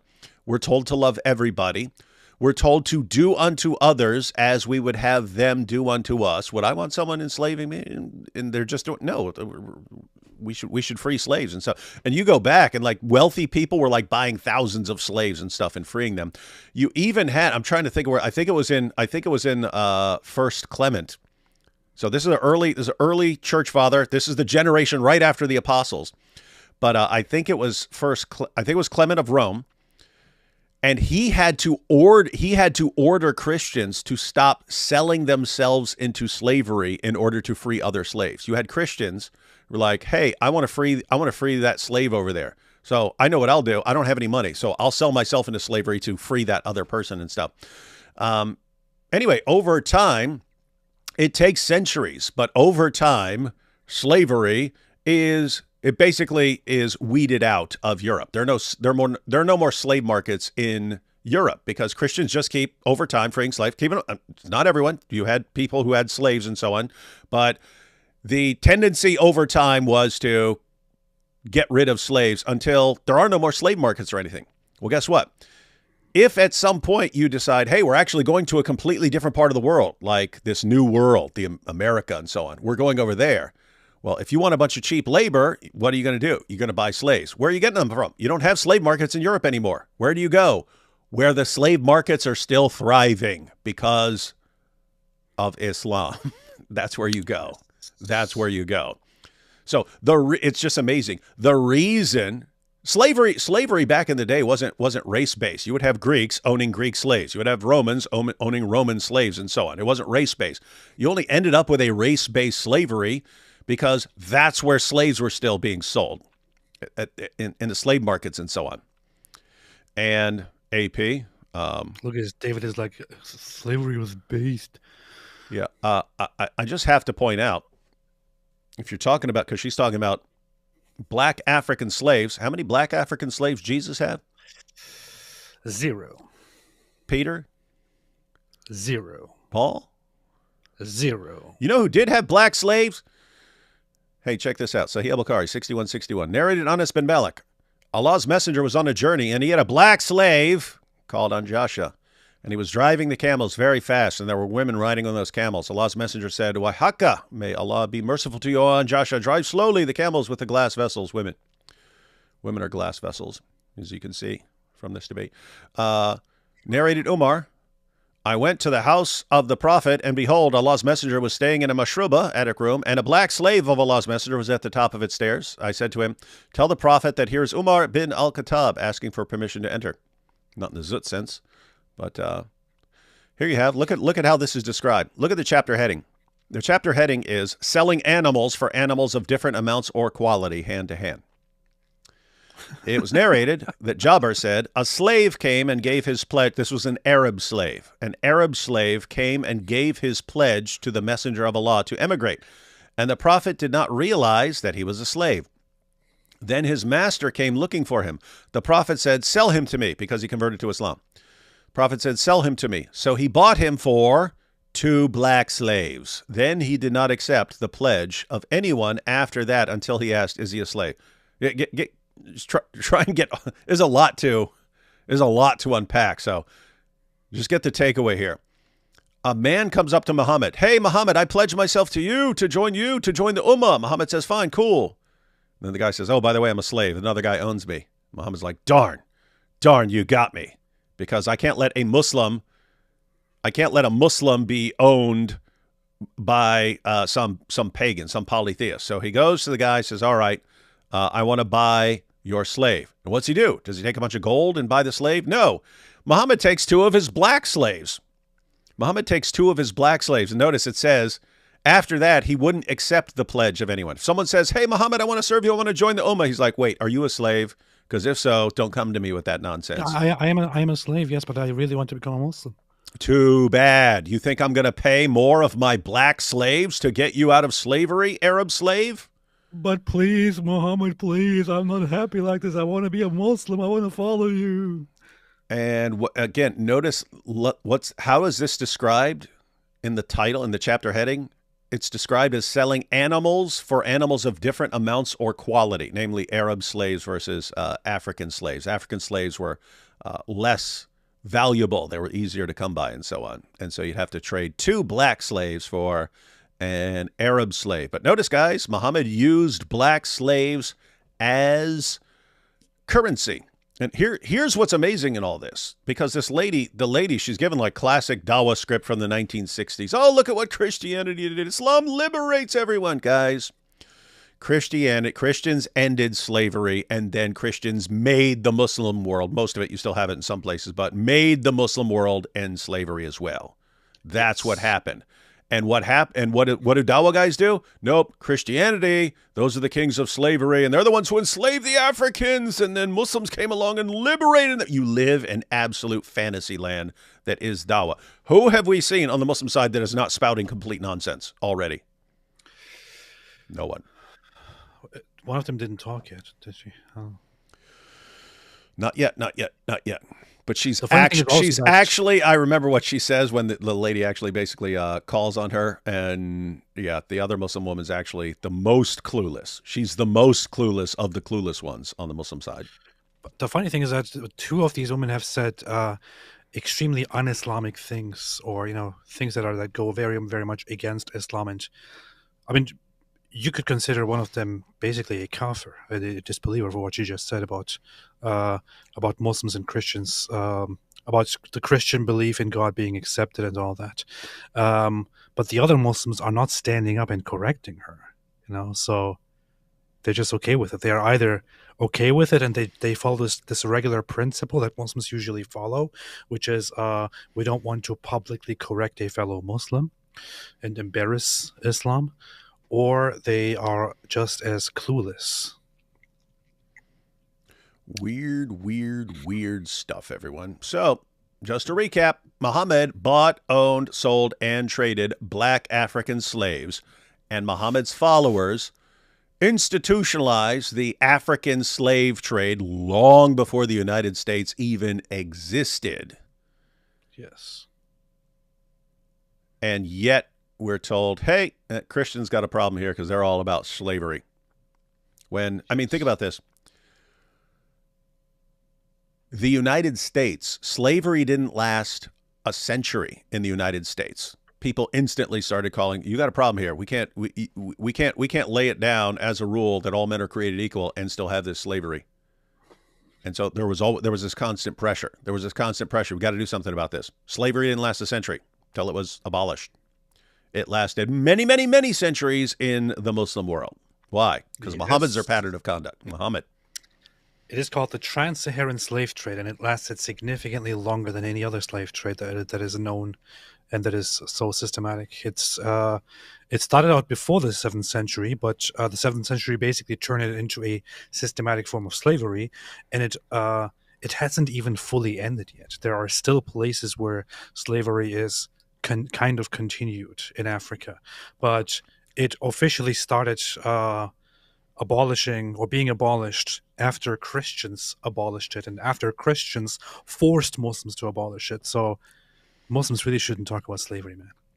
No, and it's seriously fascinating, right? Because it's not just Muslims. You'll have everyone else. Oh, you're talking about Christianity. What about slavery in the Bible, dude? Why do you object to slavery at all? Because Christians were so successful in convincing people that slavery is wrong because of Christian ideas that they even convinced atheists and everyone else. And then everyone uses it to attack Christianity. You see the same thing with Muslims. Christians eventually made Muslim countries get rid of slavery never would have crossed Muslims' mind. Why? Muhammad's a pattern of conduct, and Muhammad bought, owned, sold, and traded black African slaves. You can't. How are you going to say it's wrong without condemning Muhammad? And yet Muslims will use it as dawah. Christianity, it's all about slaves. Islam, we liberate them. My goodness, this is stupid. Let's get back to this super genius. Enslaved when they got there, when they got to America, enslaved by Christians who used the Bible to inform and justify the slavery of Africans, referring to, a dark skin in the Bible. I forget. Where? Beginning with H. But anyway, it was justified through the Bible, and they were dark skin. Yeah. If you're thinking about passage about dark skin, there's a bunch in the Muslim sources, and we just read about Muhammad's black slaves. Enslaved, families, they were bred, families were separated, children were what is it called, sold, and and then the African, like they were by your prophet, huh? Here's the funny thing. Here's the funny thing. She has only one very minor point, which is that yes, there were Christians that did use the Bible in order to argue that slavery is okay, or that slavery is good, or that slavery is justified. The thing is, these were usually very, very, very vague appeals and vague attempts, and there was also the counter side that always argued that slavery is not justified, that slavery is immoral, that slavery is bad. The first abolitionists of slavery were around over 1,500 years ago, long before Islam existed, and they were Christians. They were Christians. They were Christian theologians who said that it is absolutely immoral and not in line with the laws put upon man by God to own another person, to have slaves. So this is the thing. Yes, you have some people who will argue actually slavery is okay at some points in history based on the Bible. Then you will have most of them actually argue that it's not okay. But the thing is, this is just a matter of interpretation, of a very bad interpretation, if someone to argue that the Bible does allow slavery. Whereas in Islam, it's not really up to interpretation. It's quite clear. Muhammad owned slaves. Muhammad bought and sold slaves. Muhammad encouraged the buying and selling of slaves and the taking of slaves. The Quran clearly talks about the owning of slaves and deals with it as something normal, as a matter of justice. It even says, is the slave and the free person equal? So how can I don't remember the entire reference, but that's basically the gist of it. Is a slave and a free person equal? No. So this is the Islamic way. It's not up to interpretation. It's quite clear in Islam. It's not quite clear in Christianity. On the other hand, Christians were the ones who got rid of it, not Muslims. And once again, nothing this woman is saying is remotely connected to the topic. Just to recap. Hey, Muslim woman says, I think everyone goes to heaven as long as they believe in God and they do good things. That's what the Quran says. Surah 2, verse 62. Okay, what about all these other passages that say you have to, you can't believe false things about God. You can't believe in Jesus as divine. You can't believe in the Trinity. Oh, I say you're still fine with all that as long as you're believing in God. Okay, well, if all it requires is believing in God and you're saying we believe in God, why are Muslims persecuting Christians across the Muslim world? Why is that sort of thing happening? Her response, but look at the Christians, they enslaved black. Okay, you just went massively off topic, lady. When the Christian woman brought up persecution of Christians, it wasn't just, oh, persecution's bad. Let's talk about persecution. Let's talk about bad things. It's, if what this woman said is correct, why do you guys go after Christians and defend it by saying it's because Christians have false beliefs? How is a Muslim woman saying you're fine with us believing in Jesus as the Son of God and the Trinity and so on? How are you saying that's fine and it's not a problem, it's not a deal breaker, we still go to heaven? If that's the case, why are you guys attacking us? We're going to heaven. We're going to heaven according to you. Why are you attacking us? Seems like you don't actually believe it's okay for us to believe in these things. That's what it seems like. What's your response? Well, you know the Crusades. What about the Crusade? Okay, then you're an idiot. Sorry to say. They were even eaten by Christians who justified all this behavior using the Bible. And I'm saying that not to criticize the Bible, but to criticize the interpretation Better not criticize of the Bible. the Bible. And I'm sure there are plenty of people who do not agree with that interpretation of the Bible. But interpretation of the Bible has been used to justify Christian manifest destiny. And then you have the Native Americans. 56 million Native Americans genocided, gone. And now, by the beginning of the 20th century, you had 330,000 Native Americans left. I respect everything you said. I do believe in history, and thank you for the historical lesson. I just think I want to highlight this part. She asked a question about something that's in your text, and she was requesting for it to be addressed. You brought up historical stuff. So things that people did, right? People did outside of the Bible and misuse the Bible. See, you didn't bring up a scripture where it says humans or Christians, any of the disciples, any leader doing that type of behavior, but you brought up his history. So I don't know how that answered the question as a person trying to gain understanding, but I do want to highlight that from the response. Yeah, that's a great point. And On top of that, that was also not the topic. The topic was, once again, how can you say that you accept us as believers and we can go to paradise and all that if your people are persecuting us all over the world as we speak? Yeah. In other words, either you're wrong when you say we're fine, even though we believe Jesus is the Son of God and we believe in the Trinity. Put it this way, you're either right about that or you're wrong about that. If you're right about that, why do you have all these Quran claims that say you're wrong? And why are you guys persecuting? In other words, if you're right, we need to get that message out to all the people who are persecuting Christians. We need to get that message out. Hey, the Christians are fine. You don't need to attack them. The Christians are going to paradise. Why are you attacking them? We need to get that message out. Or you're wrong, in which case we need to correct you. And yet, this lady just goes off on tangent land. My criticism isn't for the Bible. My criticism is for the interpretation of the Bible. Then it and has the nothing to do with the interpretation topic, lady. is historical record. This is why I bring up history. So what you're saying is you cannot follow a topic and you just ramble on with stuff that you basically use to attack Christianity. Great job. Some of the history that you brought up was kind of skewed, right? So when you were even speaking about the Crusades, like what was that a response to? Islamic conquest. So, and chattel slavery is expressly forbidden in the Bible. So you're talking about people who claim to be Christians that are misinterpreting things, but still there are things that are explicitly in the Quran that weren't addressed. And that's kind of what we as Christians... We were trying to seek the answers. I wanted to speak to the prompt about hell. I sometimes have had conversations with Muslims, and they seem to kind of, I guess, shy away from the fact that hell is in their text, and that's okay because it's in our text too. Yeah. And so they try to paint this picture that, oh no, it's not there. But I did some research and I found out that the Quran actually talks about hell and mentions hell more times than the New Testament mentions hell. One verse that comes to mind is Surah 98:6. It says that the polytheist and those that subscribe to the book, something along those lines, they will be in hell because they're the lowest of creatures. So I think what helps gaps not be... It's interesting because she's bringing this up as talking about hell because why? Because the issue was, are Christians also going to paradise according to Islam?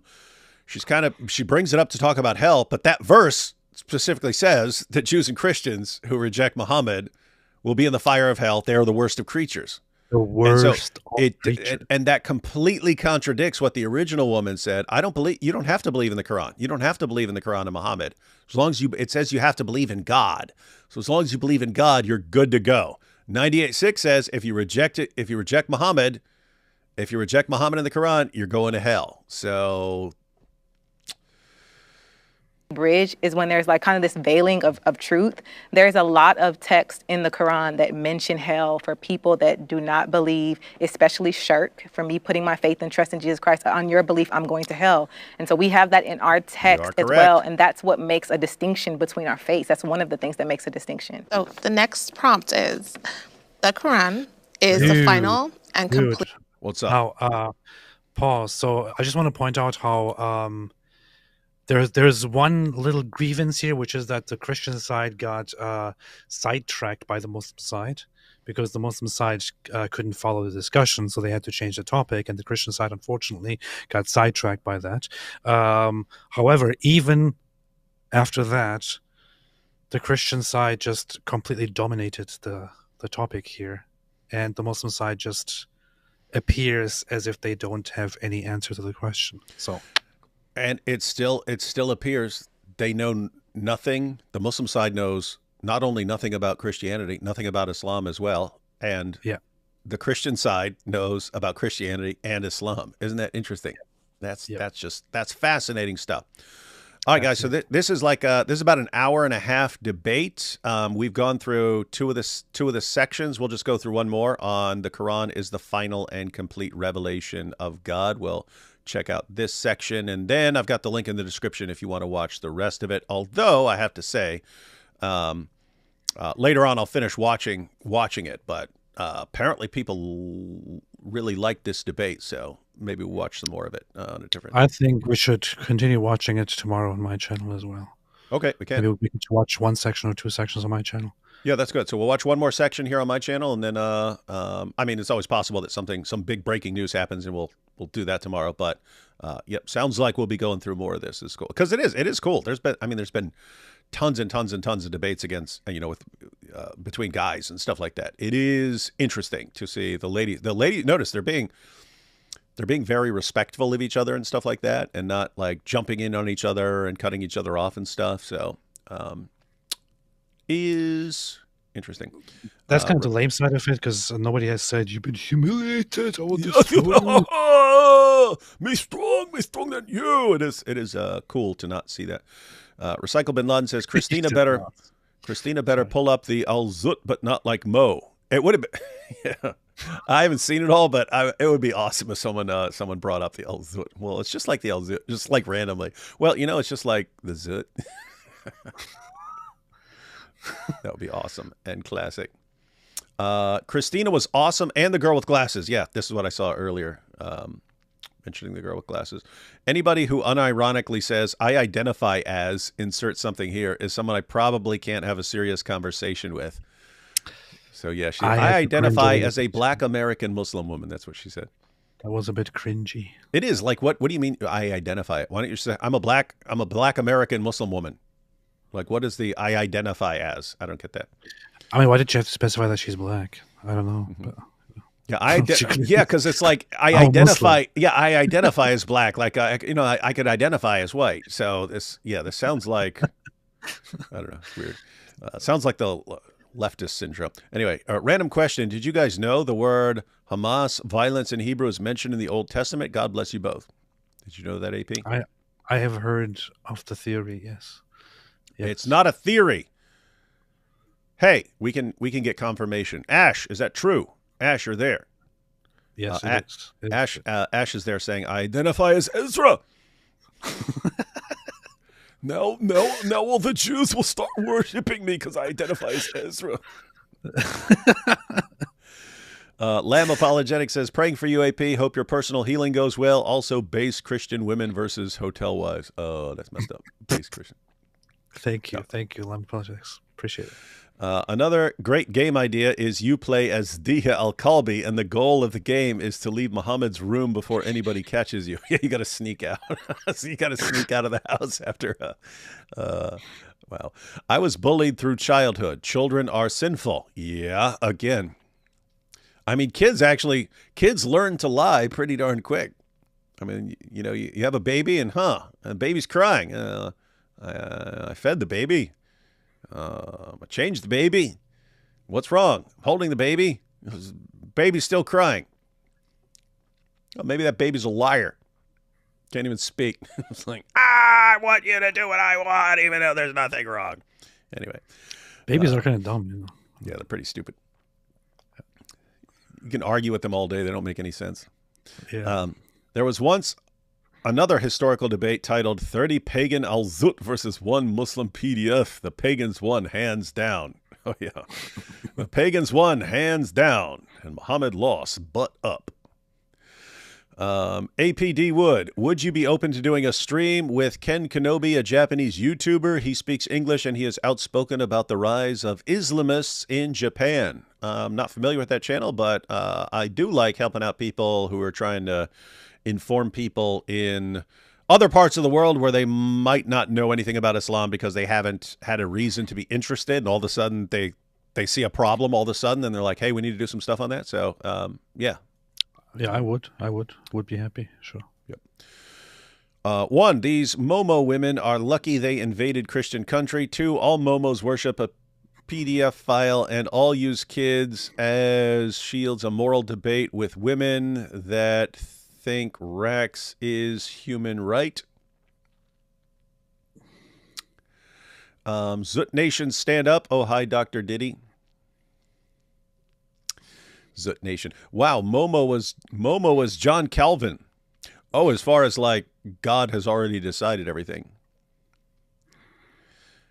Hiya Coffee, just pick one that is easy to read first. Oh, this was someone asking about the Bible. Just pick one that is easy to read first. English Standard or NIV are good starts. None of the core teachings are changed in those versions. Yeah, any of the mainstream versions are pretty good translations.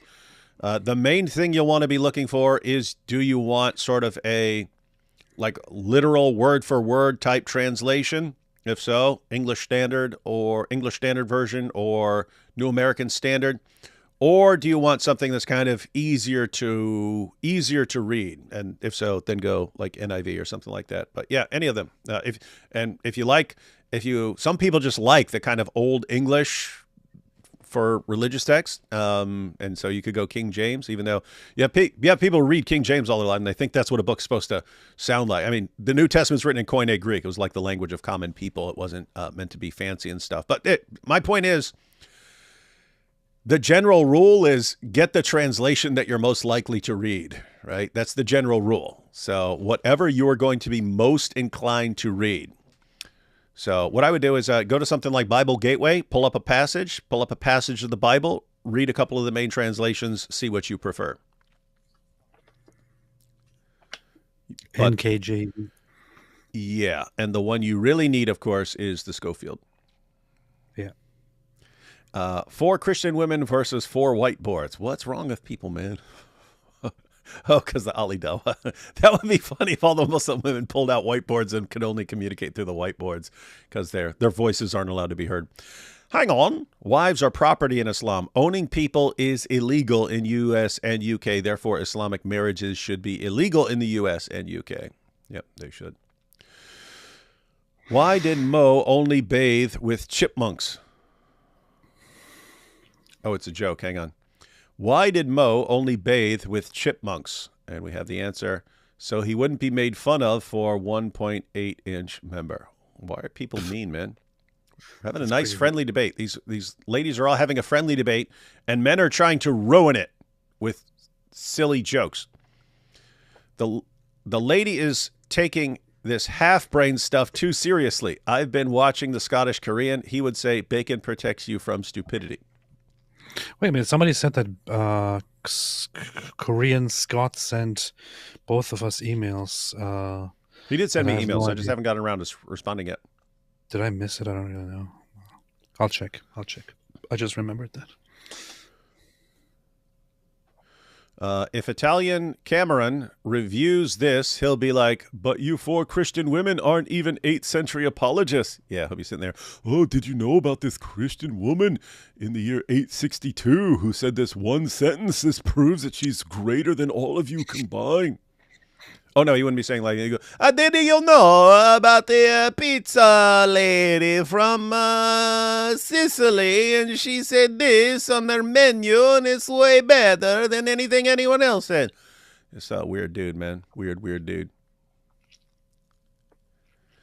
Let's see. Leviticus 5:17 refutes the notion of sin without account. The children in Deuteronomy 1:39 are noted in Numbers 30-11 as under 20. Most versions distinguish children from little ones. Little ones can definitely sin. Children equals descendants. Powerful. Saw a headline and already knew it was an L for Islam. Yeah, I was guessing that. Especially when I saw Lady Logic was on the Christian squad. Zut meat lasts forever. What's wrong with people? let's talk about meat wouldn't decay if it wasn't for the children of Israel. People are messed. I shouldn't have said no jokes about women, but you can still use zut jokes because some people just decided to go all in on zut jokes. As the saying goes, without lies, Islam dies. Yeah, isn't it interesting? Because again, this isn't a criticism of women. It's the same thing with Dawa guys. It's people just keep saying things that are the opposite of what the Muslim sources say.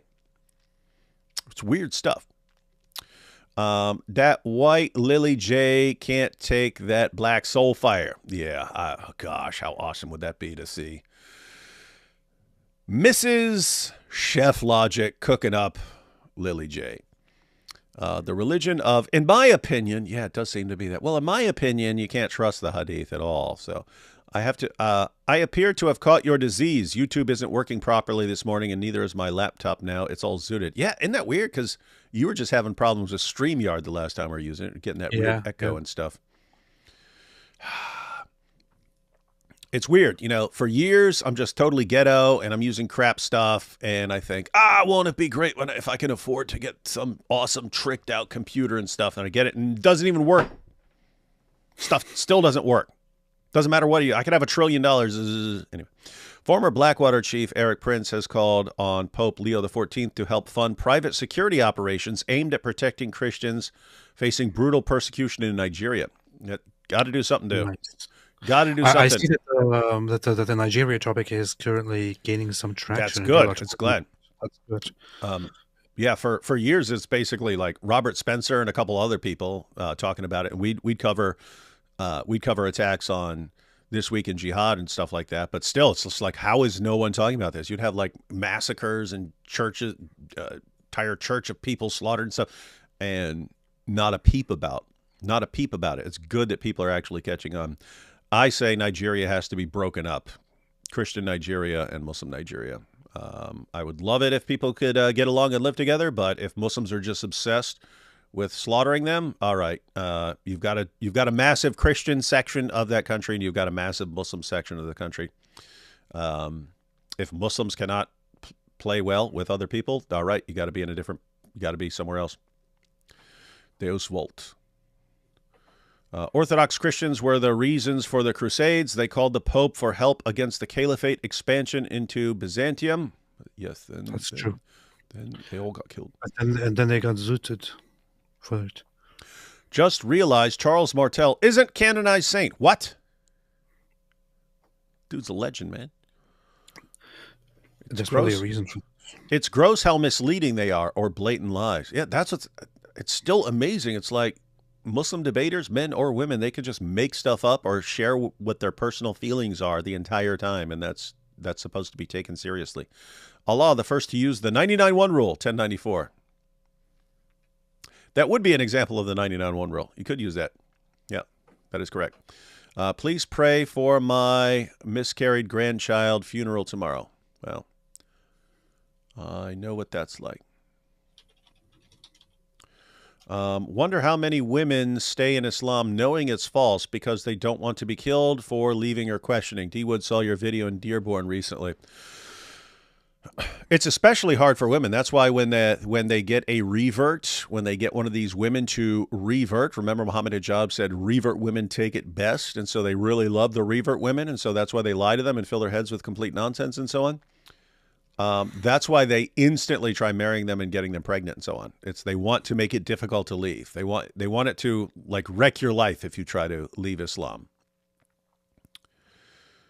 This is very, very interesting. Well, it's funny that Ash just brought this up, but I never thought about Charles Martel. But there's apparently there are several reasons why he has never been canonized or considered saintly.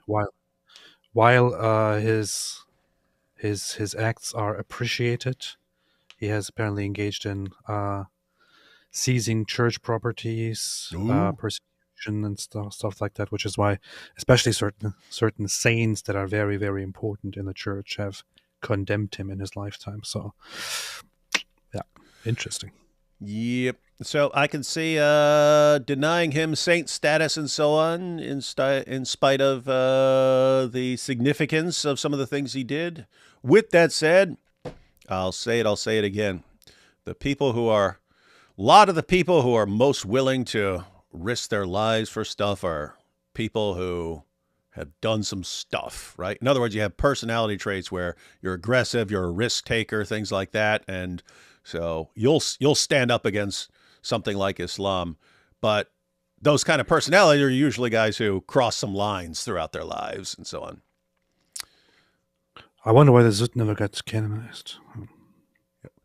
Hey, Life Rant says, yeah, the black Muslim that speaks next is confused, didn't even need to be there. Yeah, I saw right after she started speaking. That's when I had to board the plane. But yeah, what she said was not helpful. What she said was not helpful at all. Diddy Wood is king of the Zut. Yes, he is. Going to launch the Zut squad. David is a G, flies back and forth to my conference across the country and still has energy to go live tonight. Yeah. Nice. I flew back on the red eye. AP, Sneeko talked about you on your Charlie appearance. What?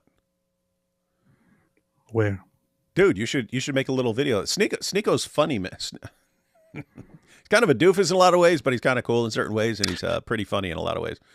I actually recorded a video addressed to Sneeko quite a while ago, like last year or so, but I never published it. It was like a message to Sneeko. You should check out what he said.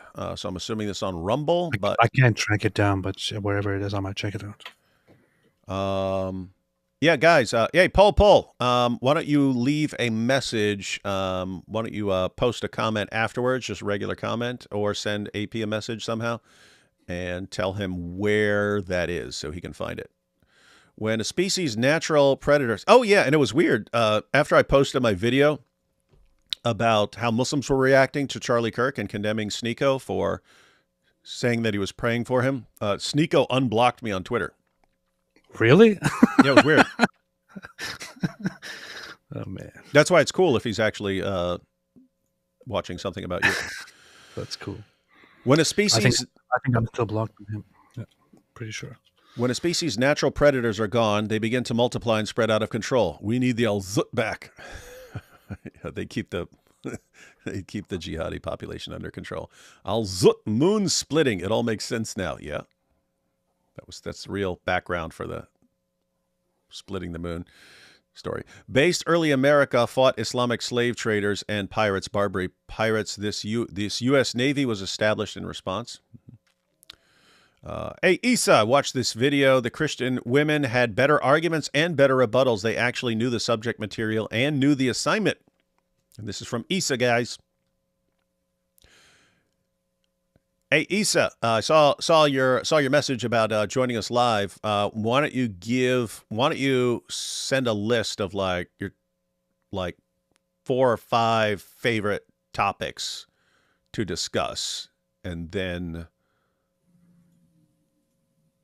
we'll do some live streams. Especially AP is going to be gone for 1,000 years. I'll be everywhere. Hey, everyone watching who wants to go live. AP's about to be gone. We'll all go live, and people will forget about him. I'm going to be gone to Israel for 2 weeks or so. And since I'm gone for that long, I'm thinking maybe I should just, stay there and live there. That'd be cool. Yeah, but I'll be gone there in Israel. Would also like to meet up with Israelis. Maybe I'll do a fan meeting or something. That'd be funny. You should. God bless D. Wood and AR. Who's AR? Anthony Rogers? Yeah, Anthony Rogers. Yep. Islam, the big, beautiful, abusive relationship. That's what it is. Thank you. We have Ash, D. Wood, and AP. If Pope Leo funds Operation Zut to the rescue in Nigeria to save Christians, will you become Catholic? A crusade will never happen. Yes, I will. If Pope Leo says he's starting Operation Zut to the rescue, and he sends a bunch of Jat people to rescue the Christians, I will convert to Catholicism. Immediately. That will be such legend status I will not be able to resist. Should they ask the Muslim women there if their husbands have planned any pilgrimages into the desert night to be just like Mo? That might imagine. What's her name? Doctor what? Dr. Daff. Dr. Daff. Imagine Dr. Daff just question. Even if she just said, "What's this I've been hearing about these zut?" That would be instant legend status. Guys, if you want legend status, there is a very, very, very quick, easy way to do it. Just bring up the al-zut. Even the Muslim women are hostile. Lord have mercy. Well, the one woman was. She went completely off topic and so on to blast away at Christianity. So far, the Muslim women, they don't seem to know what they're talking about. But overall, people are being respectful going back and forth. All right, let's go ahead and check out this new section and hear from the woman we haven't heard from. She's going to explain that the Quran is the final and complete revelation of God. Everyone ready? Be prepared to have your minds blown out the back of your skull. Be prepared to convert to Islam based on this powerful da'wah you're about to hear. Get ready for this da'wah. Here we go. Revelation of God. All right, so maybe someone who hasn't spoken a lot. I haven't heard from you yet. Yes, so I do believe that the Quran is the final testament of Allah because, the Torah was brought down and so was the Bible, but they were... The Torah was brought down and so was the Bible. I have to say, guys, so just so everyone knows, the Torah is part of the Bible. But I do like the fact that she just said that the Bible was brought down. So it's all revelation, according to what she just said. The Bible was brought down. It's not how it works. That's not how it works, but it's better than what I hear from a lot of Muslims. So here's the thing. If you ask the average Muslim out there, not Muslims who engage in online discussions with other people, if you ask the average Muslim that is just living their lives about the scriptures, they are very likely to tell you, yeah, we believe that the Torah and the Bible have been sent down by Allah. This is because of Islamic ignorance. So Muslims are taught on a very surface level, on a very basic level, that Allah sent down the scriptures, such as the Torah and the Injil. And when asked what Injil is, they will say that it's the scripture of the Christians. And what is the scripture of the Christians? It's the Bible. That's it. It takes further learning and interacting with people to figure out what Injil actually is in reference to. Like, this is, for example, how I grew up as well. Growing up, I thought, okay, Injil and Torah, that's, I guess, Bible and Torah. That's what you are told, basically, on a very simple, basic level. Because this is also a clear sign and a clear instance of Islam just being completely detached and disconnected from biblical tradition, right? Islam doesn't have the Bible. Islam doesn't have biblical texts. It only talks about them in a very ignorant way, but doesn't have them. Some Muslims don't really know what the Torah is and what the Injil is, what the Gospels are. So they just talk about them as these scriptures that were sent down. This woman is an example of just that. She is quite ignorant and shouldn't be sitting there, man. Yo, this is interesting. Whoa, he's back. Okay. What?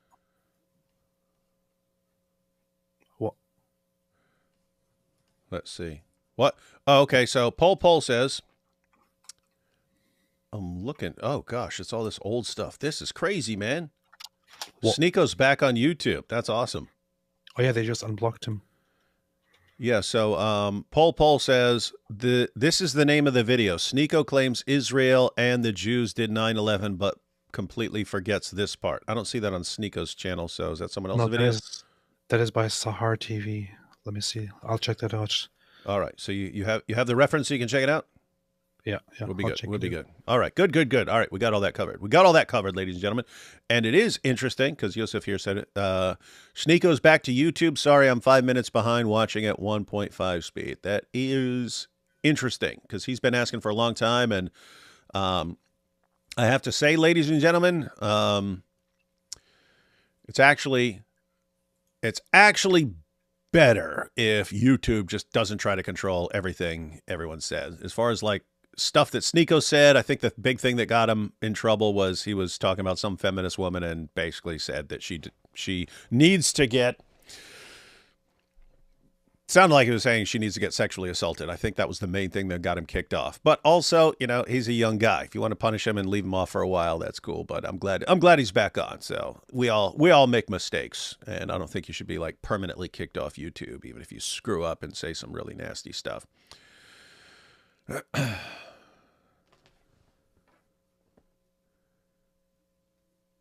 All right, ready? After like years were misconstructed and they were oh, and just to be clear, Sneeko was joking. He wasn't seriously saying this needs to happen to a woman. He was joking. He carried it too far.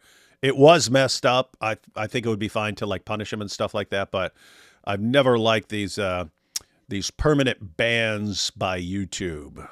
So anyway, yeah, Sneeko's on a journey. I think everyone needs to be watching that journey because it is interesting. This guy jumped into Islam and then over time is finding out what it actually teaches, and it's bothering him a lot. And so this is actually fun to watch. But here we go. I just checked it out. I just checked out the video. So it's just he's sitting down with this guy, Digital Social Hour, Sean Kelly, who also interviewed me, and that guy actually brings me up. He says that Charlie brought on people who were critical of Islam, including, he mentions me then and says, who was a Muslim who converted to Christianity.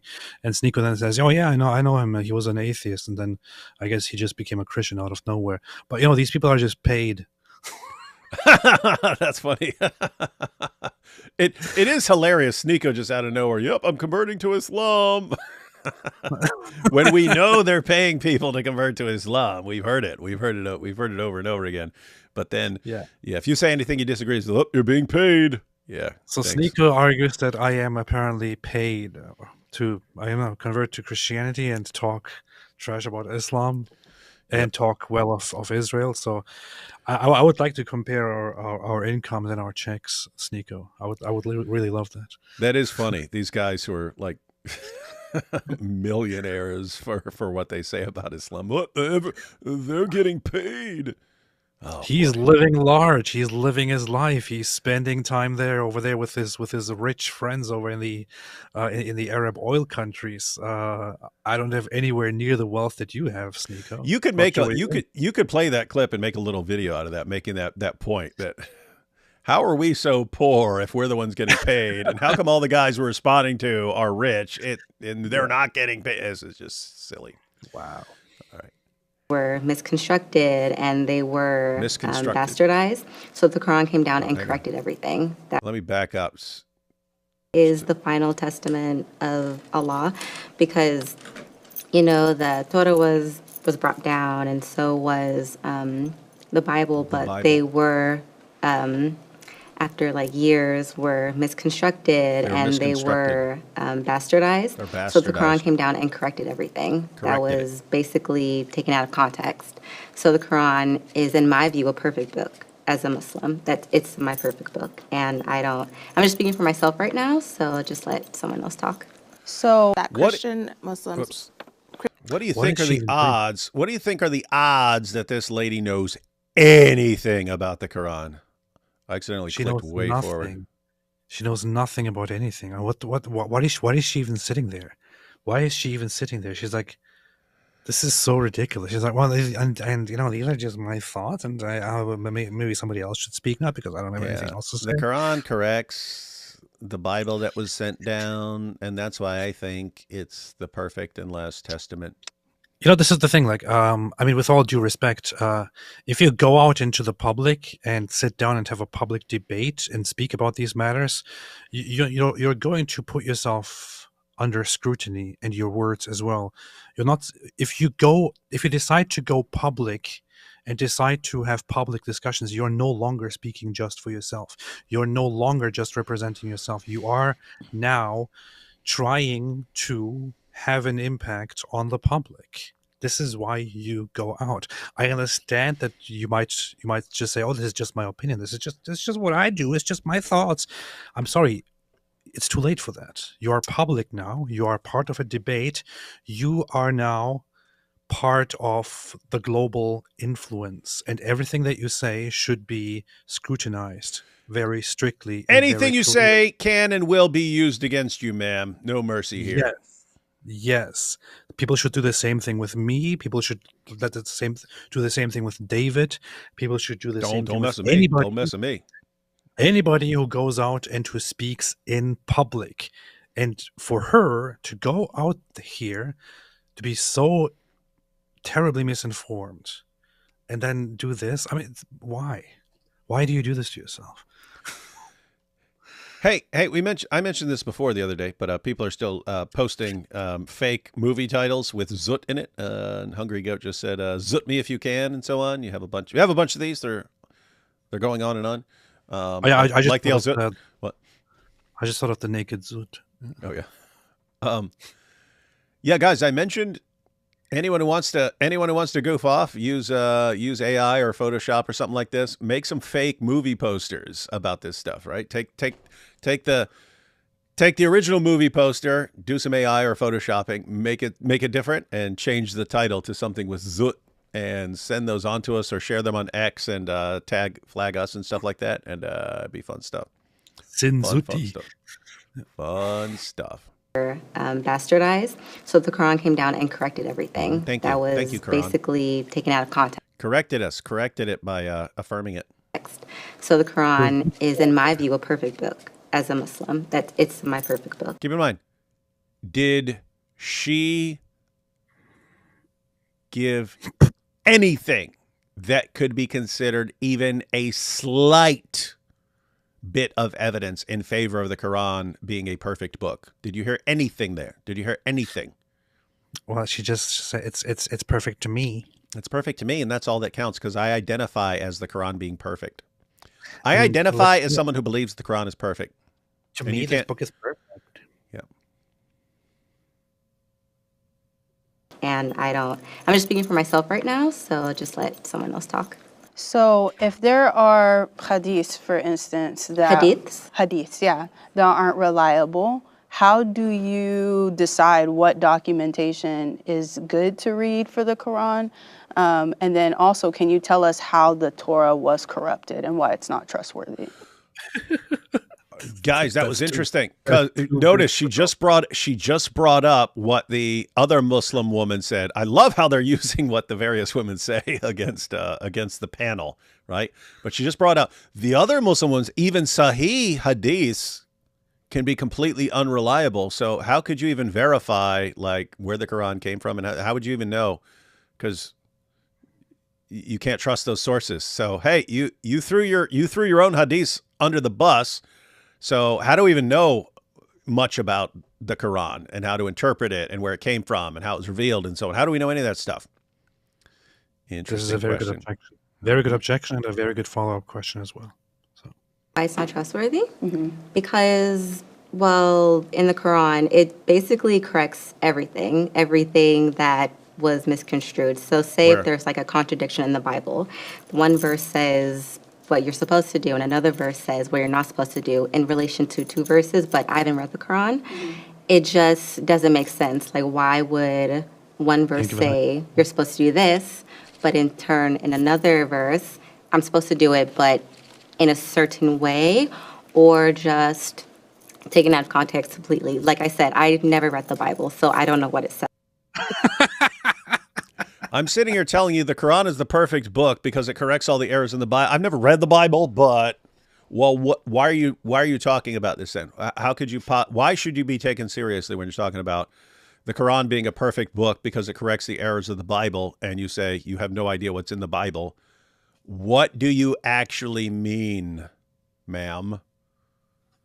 What you mean is you heard this nonsense from a bunch of dawah guys and you never, ever bothered to look into it. You just mindlessly accepted what dawah guys told you.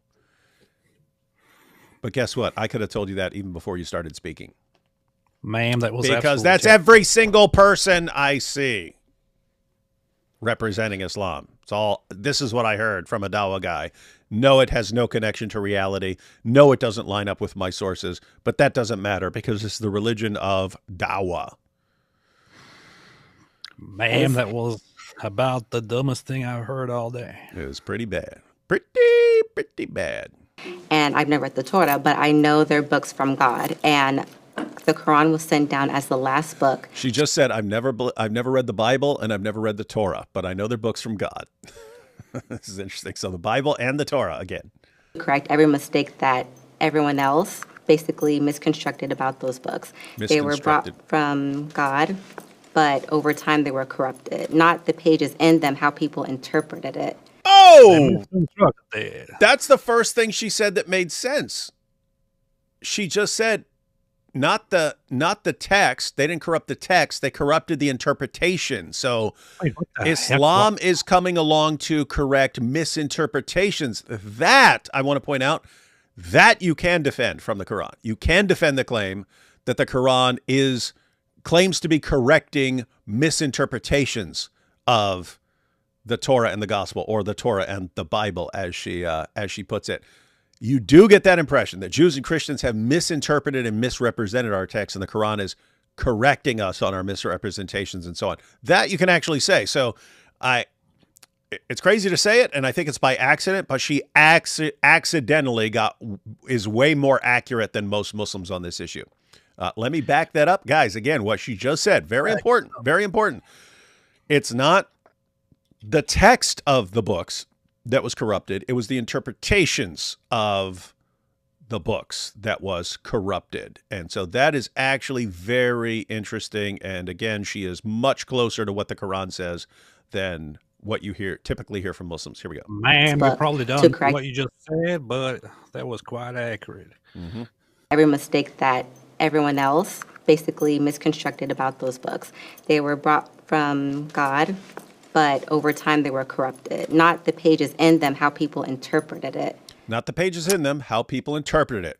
Amen, sister. You just went to the top of the panel. You went to the top of your panel. Let me get this straight, lady. Where in the Bible says, in the beginning was the Word, and the Word was with God, and the Word was God. You're saying that's not corrupted. It's just the interpretation that is corrupted. So when it clearly identifies Jesus as God, that's just people accidentally misconstructing that with their opinions. That makes zero sense, lady. But you got that right. We'll find out.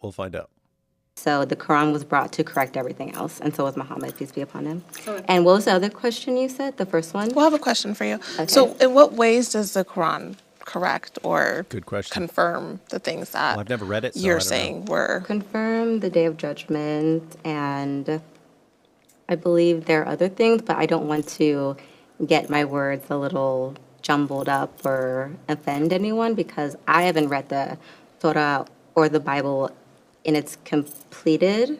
Like, I know there are books, but I haven't. Wow. I don't want to get my words not misinterpreted, but I don't want to misuse my words if I'm not correct on something. Yeah. And I have no business speaking on it. So do you think it's unfair to make a claim that you haven't read the Bible nor the Torah, but then consider them as corrupt scriptures, when these scriptures have been out for centuries, BC, right? Before Christ, they have been passed down, written down. You're telling me throughout all those years that there have been practices of these scriptures. Allah, your God, basically allowed all these people to be deceived into thinking that these things are right when the whole time they aren't wrong. When the whole time that they're wrong.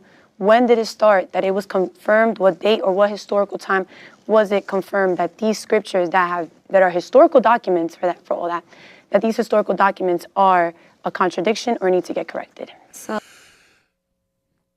Ouch. So on the one hand, she's asking the sort of when, where, why, how questions, like, okay, when did this happen? When did all this stuff happen?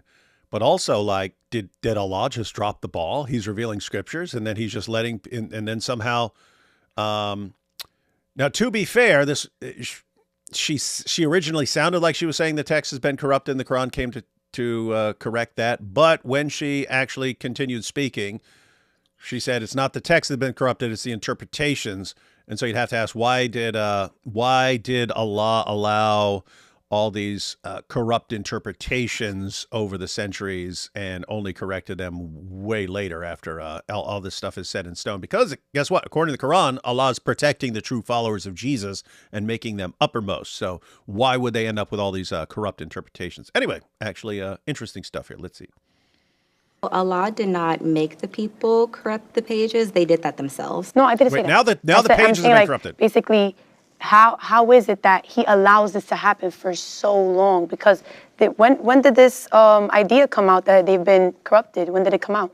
Well, I'm not sure when the year came out, but I do know that, it's in human nature. There is a Quran verse that says, human beings will be human beings, and God does not. There is a Quran verse that says human beings will be human beings. Everyone, it's chapter 175, verse 47.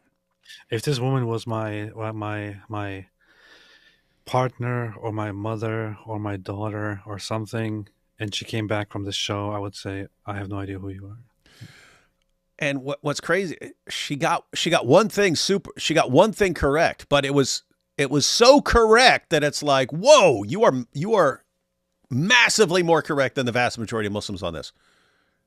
And then she took it right back. Oh yeah, they it's human nature to corrupt pages of the text because, as the Quran says, humans will be humans. It's funny. God does have power over us, but we do have power over ourselves. It's just like how we are. So really these things, Allah did not allow people to just corrupt these books. They did it themselves. It is in the Quran mentioned nice and clear. By the way, as a powerful woman of color, I can also acknowledge that this is absolutely true, and I personally think that the Quran does identify itself as a very powerful and correct book, which identifies itself also as the one that corrects all the others. And as a woman of color who identifies as a Black Muslim woman, I personally do believe in that as well. But don't ask me any further questions, please. Thank you. I guess we should all convert to Islam based on that powerful da'wah. The Quran speaks for itself that it was preserved, according to Muslims. So the Quran speaks for itself that it was preserved. And since we're going to assume that everything the Quran says is correct, we'll assume that it's right and that it was preserved. And then, what's that got to do? What's that got to do with anything? I mean, you read your Muslim sources. They talk. Here's what's interesting. This is the lady that will throw out the hadith, right? So you could bring up hadiths about entire chapters of the Quran coming up missing, large passages being lost because the only people who had them memorized died in battle, versus being eaten by a sheep. Muhammad's own companions not being able to agree on which chapters are even supposed to be in the Quran. Different Qurans being used in different parts of the world today. You could bring up all that, and I pretty sure she'd be like, nope, the Quran says it's been preserved, and so that's it. Problem is, in the same chapter, so she's thinking of chapter 15, verse 9. Later in the same chapter, it talks about the dividers who made the Quran into shreds. And so, even if you just went with the Quran, guess what? You can't know what it means to make the Quran into shreds unless you go outside the Quran to give you some explanation of why it doesn't mean that they shredded the Quran and really did a bunch of nasty stuff to it. But you can't. So at the end, if you're sticking with the Quran says that people during the time of Muhammad made that book into shreds. They shredded it. And it's always an interesting passage because if the Quran said that about the Torah and the Gospel, every Muslim would point to that. You see, that's where it says the Bible's been corrupted. Right there, where it says they shredded it. They shredded the Torah. They shredded the Gospel. Never says that about the Torah and the Gospel. Says it about the Quran. The harshest language the Quran uses of any book is used of the Quran itself. It says the unbelievers shredded it. Interesting. But let's see. Is intact. It has been preserved and flawless, according to Muslims. The Quran says that the core message within the Bible, within the Old Testament, has not been corrupted. Where does it say that? The core message of it, that Allah says he affirms what Jews and Christians have, the text we have, the text we read, the text we're commanded to judge by. It's not, the core message. kind of invite the people to the God of Abraham, to Jesus Christ. That's mentioned 18 times in the Quran. Moses, that's mentioned 19 times in the Quran. There's an invitation for these Getting some of these good facts we'll have to remember if we're ever on Jeopardy.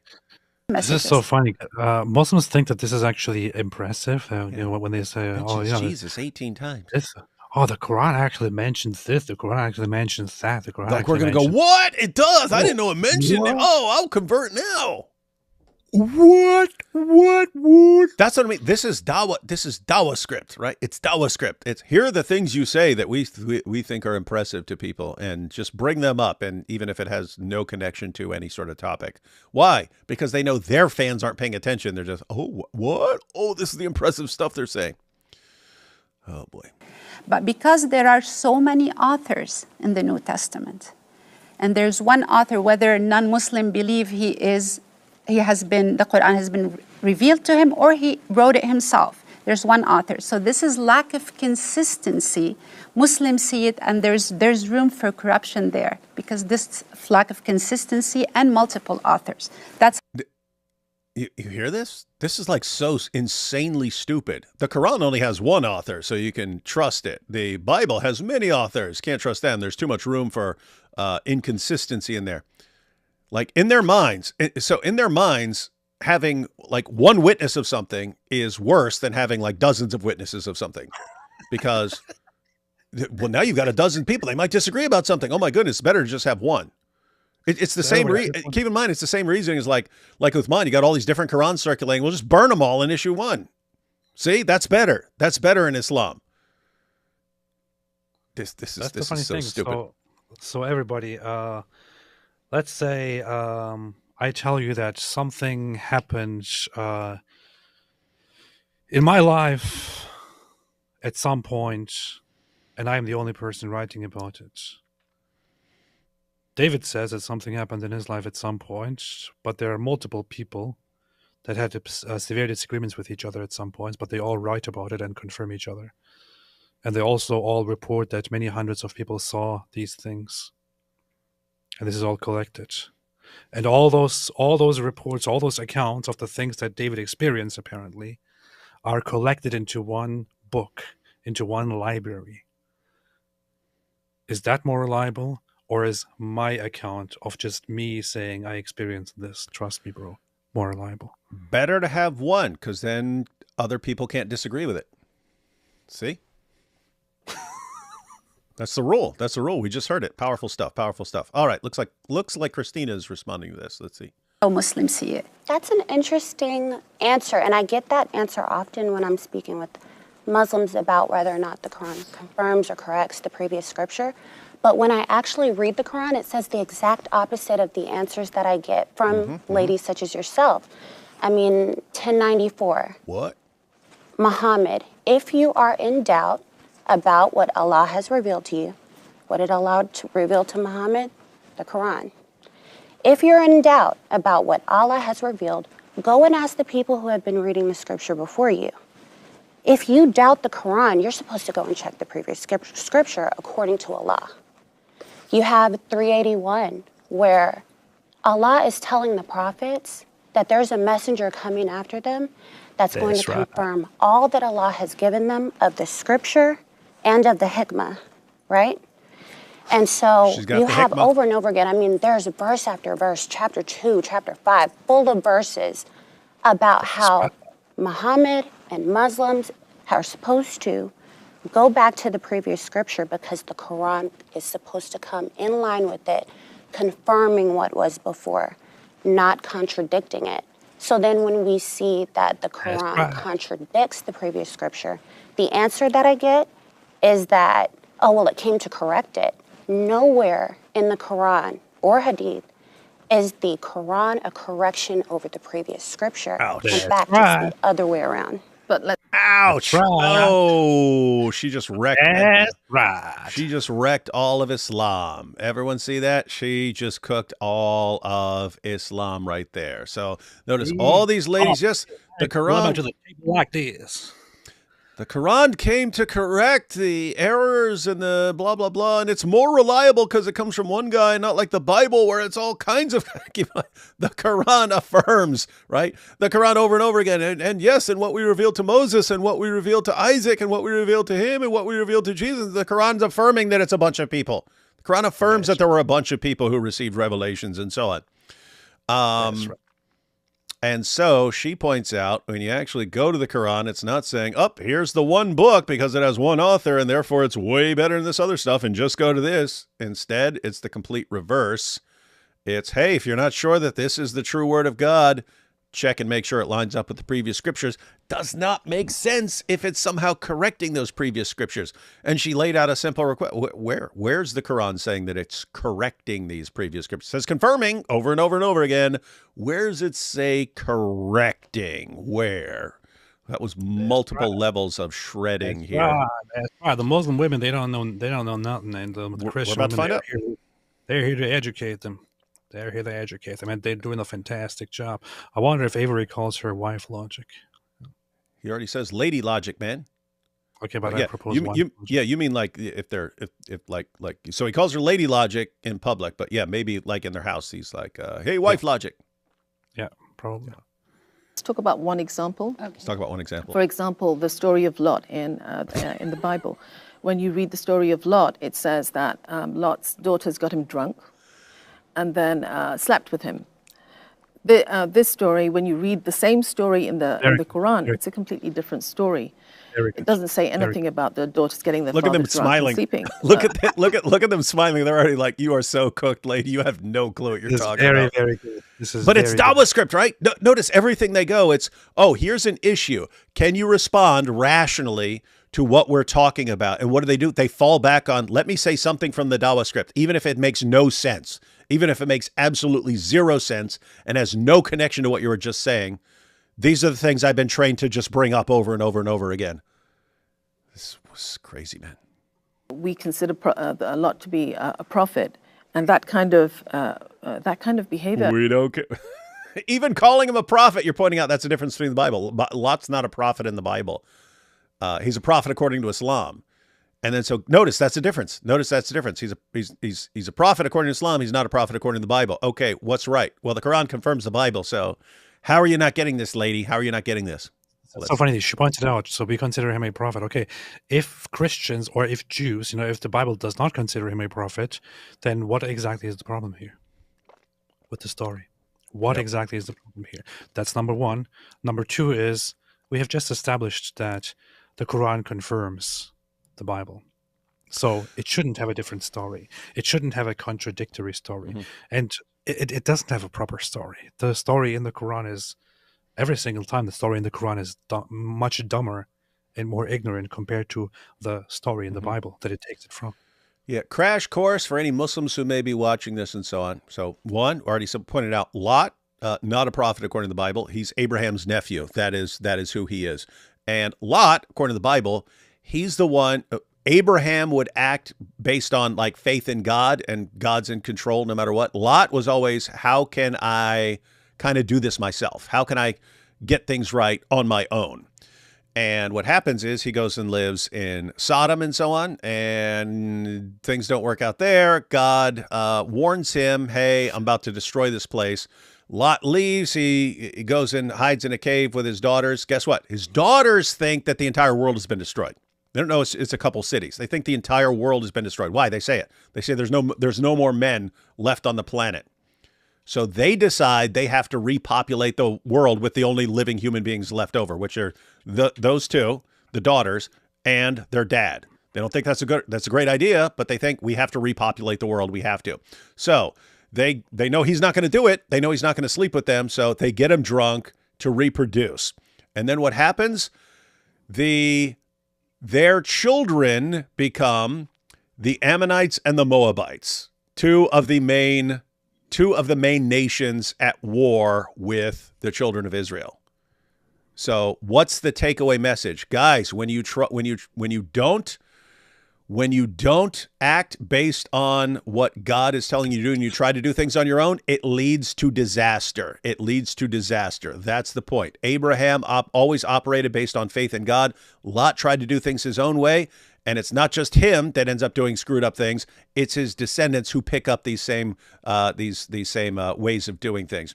That's the point. So it's actually an important message. Muslims go, oh, it says Lot, who's our prophet, did this. Oh, the prophet can't do that. And they miss everything. And they miss everything. They don't understand it. And then when you actually bring up, hey, you're saying the Quran corrects our book. Where does it do that? All it ever says is that it confirms it. It's, but we believe Lot's a prophet. Your Bible says, and this is so stupid, guys. This is so stupid. Just to make it clear once again for the Muslims, so in the Bible, and this is where Islam is lacking. This is where the Quran is lacking, because in the Quran you just have these figures appear, but they don't have any further purpose to them. In the Bible, Abraham and Lot are basically a contrast. They are a contrast in terms of wisdom, in terms of morals, in terms of guidance. Lot is still later on remembered, especially in the New Testament, as righteous, because when he goes into and experiences the wickedness that he experiences due to his own choices, you can see the righteous part of him that reacts to the evil that he sees around him, which is what points out that he's righteous. However, within the story of his lifetime, compared to Abraham makes good decisions, and he is a wise one, and he trusts in God, whereas Lot is not being smart. He's not being faithful. He's being disobedient. He's being independent, just doing his his own thing. So he goes, and he's being dumb, and goes to Sodom, which is why it's called Sodom, because it's so dumb, And then, so that is basically the issue. You Muslims don't think about this and don't know about this, which is why you don't understand why bad things happen to him or he does bad things, because you don't get the idea of the Bible here. But in the Bible, this is a very, very good thing to learn from. There is a contrast between trusting God and not trusting God. It's much wiser than your Quran. And what happens, instead of actually learning the message and understanding it and letting it affect you, you go, it says incest. Me no like that. Me believe the Quran correcting it. Okay, why does the Quran say it's affirming it? No, it's not. Let me reinterpret all of Quran. This is bad, man. Dawah's terrible, man. Dawah's the worst thing ever in the entire universe. Yeah. Would make him an abuser, make him a sexual, abuser, make the daughters rapists. Is that the word? He'd be a victim in this case. Yeah, he would be a victim. In the biblical version, he's the victim for sure. But in the Quranic version, that story is corrected, and that doesn't happen. They exit the town that they were in, but that kind of story doesn't happen. So again, that's you telling me that the Quran tells the story differently, so it's correction, where the Quran says the exact opposite, but it's confirming. So when you... The Quran... It's awesome. It's cool. She brought it right back. So what did she do? Christina pointed out, hey, you guys say the Quran is correcting. It actually says confirming, and it sets up the Bible as the standard over the Quran, not the other way around. So why are you saying corrected? And then, but look at the story of Lot. See, it's clearly correcting that. And she points out, what? No, you've just shown that the story is different in the Quran. You have not shown me that the Quran is claiming to correct it. In fact, correcting is the opposite of what the Quran says it's doing. So they haven't answered the question. Let's see if they can, AP. Let's see if the Islamic Ladies Brain Trust can figure this out. It does confirm lots of things. And the Quran also corrects lots of things. Is there a statement that says the Quran came to correct the Bible or the Torah? Before we go on, just to your comment or question was of two things to answer. Not everyone can interpret the Quran, and not everyone can read and understand a particular verse out of context. This is very hard. Very funny because you are doing that. You yourself are sitting there and interpreting the Quran. But did you just see it? Here, what did the Muslim side do? We're going to say that the Quran claims to do something that the Quran never claims it's doing. And then the Christians say, Actually, the Quran claims the opposite. It repeatedly says it's just confirming those scriptures. Those scriptures are as good as gold. Those scriptures are authoritative even over the Quran. So where are you getting correction from? And this other lady jumps in and instantly, well, not everyone can read the Quran. It's it's kind of beyond our understanding, and you don't rip verses out of context and so on. And notice how simple the request was. Where does the Quran say it's correcting the previous scriptures? Where? Well, not everyone. It was a simple question. Chapter, verse. That's how you answer. Chapter such and such, verse so-and-so says the Quran is correcting the previous scriptures. That's all you need to do. Instead, in context. What in context? The Christian ladies are right. The Quran says it over and over and over again that it's confirming the previous scriptures. There isn't one verse where the Quran says it's correcting the previous scriptures. You're saying something the Quran never says. They're telling you what the Quran actually says, and your response is, well, not everyone can read the Quran. Meaning, I guess, these ladies, because they actually... what do you mean by reading the Quran? You mean... you apparently think that if you absorb the Dawah script and you just mindlessly recite it and it has no connection to the Quran, then you're being accurate. But if you actually read the Quran and you see it doesn't line up with the Dawah script at all... then shame on you. Not everyone can read the Quran. She apparently means something like that. Yeah. I would really love to see this debate on multiple channels, repeated on mainstream media, repeated on talk shows in the mornings, on American TV and everywhere else, repeated. I think this is a very, very great example of the contrast between Islam and Christianity, and I would love to see this again and again. Yeah, seriously. I mean, it's just so, again, the Muslim women don't know anything about Christianity or the Bible, and they don't know anything about Islam. Yeah. It's the Christian women correcting the Muslim women on just what the Quran says. And when they say, it never says what you're claiming it says, ever. Prove us wrong. The response is, well, not everyone can read the Quran. It's, so difficult. Let's see where she goes with this. I guess what she's going to say, you have to go to scholars or something and get what they say, even though this is a woman who will gladly throw out Sahih hadiths about her prophet. But is she going to say we have to go to later scholars who are making things up? This is interesting stuff. Let's see. Your comment or question was of two things to answer. Not everyone can interpret the Quran, and not everyone can read and understand a particular verse out of context. This is very hard. Even Muslims, we can't do that. We have to refer to exegesis and corrupts and books that explain to us why this was given at this time. So taking one verse out of context to dozens and dozens of verses, lady, not one. Justify that the Quran corrects or doesn't correct, I don't think it is a reliable thing to say, with all due respect. So therefore... Translation, I can't show you a verse where the Quran says it's been corrupt. I mean, it says it's correcting the previous scriptures. I can't do it. So I'm going to go on this. I'm just going to say, well, you can't understand the Quran. Ain't no such thing. This is bad. To understand... it's not a simple thing to understand where's that verse coming from and what it aimed to do. So in terms of correction, like I said before, the core message the Quran agrees on. There's a line, there's something. Jesus is a prophet, Moses is a prophet. We believe in 125 prophets. There's the core message as Muslims. We believe it is there in the Torah and the New Testament, but we believe the little things because of none. She just said we believe in 125 prophets. Really? That's it? I think that's what she just said. I have to see, because that would make no sense. Hang on. Explain to us why this was given at this time. So taking one verse out of context to justify that the Quran corrects or doesn't correct, I don't think it is a reliable thing to say, with all due respect. So therefore, to understand... it's not a simple thing to understand where's that verse coming from and what it aimed to do. So in terms of correction, like I said before, the core message the Quran agrees on. There's a line, there's something. Jesus is a prophet, Moses is a prophet. We believe in 125 prophets. There's the core message you're right. As Muslims, we believe it is. Chapter and verse, lady, or hadith, anything. You believe in 125 prophets? 125. Good to know. We are learning all kinds of things about Islam right now. But keep in mind, only having one prophet is better than having 125 prophets. So you're better off with just one, because then he can't contradict all the other ones, right?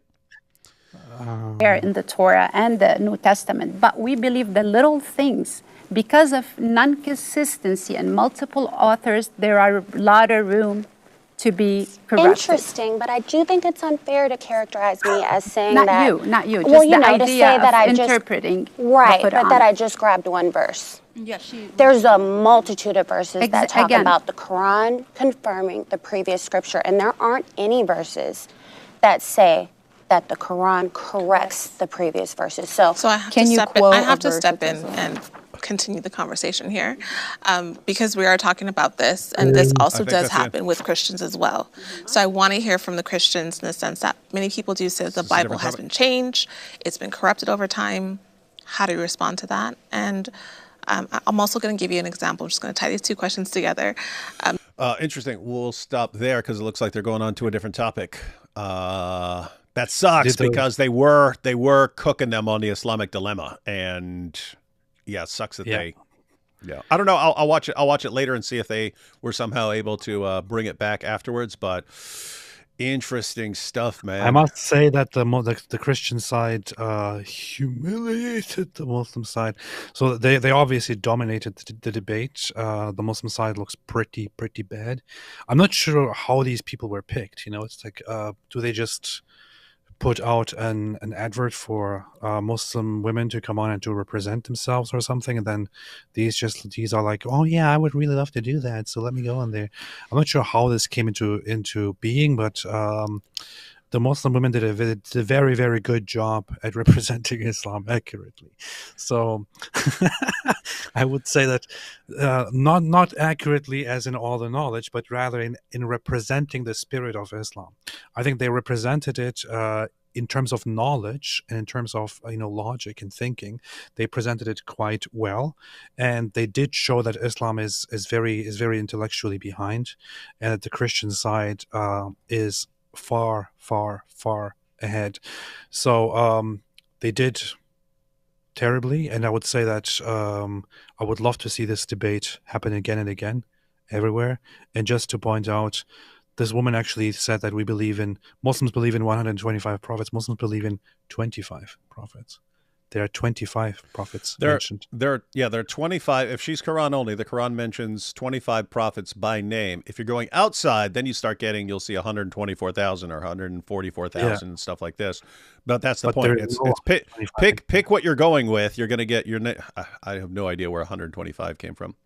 125 comes out of nowhere. It's like it's neither the prophets mentioned in the Quran, nor is it the prophets ever sent according to Muslim ideas. So it's just a completely made up number. And these Muslim women are just here saying whatever they want and just running with it, while the Christian side understands both Christianity and Islam. And I'm very, very happy to see that, really. It is seriously interesting. So Ava says she stopped the debate just as it was getting good. I see lots of people saying she was rescuing the Muslims and things like that. She might have just been going, I need to get to. She has a list and she has a time, so she might have been saying, she might have been thinking, okay, we're spending too long on this. We got to get to the next point and stuff like that. But yeah, it is. Wow, everyone out there. Muslims, even you Muslims who are watching, the takeaway here should be: if you actually want to know what the Quran says, go to a Christian, go to these Christian ladies. They know it more. They know it more than Muslims do. Why is that? Why is that about your religion? Why is this weird thing where you have to go to non-Muslims to get the truth about your book? Why? It's the weirdest thing ever, man. Super weird. It is very, very, very, very, very, very strange. Very strange. But I'm very, very glad to see this. Very, very happy to see this. It's awesome to see this. Islam is having a very bad time, man. I don't know when it started going downhill, but several years ago it started. I think last year it started just going really, really downhill in terms of debates, and it hasn't stopped since then. Yeah, there was major fall off. There were there used to be like too few Christians dealing with it, and you had so many Muslims who were just trained all their lives to attack Christianity and so on. And then the moment Christians actually started waking up and responding, Islam just went into the fetal position, and we're seeing it more and more. Nice. All right, let's take these last couple of super chats. We'll be out, and apparently we'll be getting back to more of this debate tomorrow. Remember the show Room Raider? That's the UK that's the UK right now with social media. No, I've never seen Room Raider. You know what that is, AP? Room Raider? No. Yeah, I heard a Tomb Raider. I never saw it, but I heard of it. Everybody's heard of Tomb Raider. The chickens will in fact defend KFC. Yeah, they will. We just saw it. I don't think they know what in the world they're talking about, and you can see her gestures like she's convincing herself more. It's wild stuff, man. I asked Grok, is a dog a Muslim's best friend? Answer, outside of Muhammad, a dog is a Muslim's best friend. Inside of Muhammad, it is al-Zut. What's wrong with you people, man?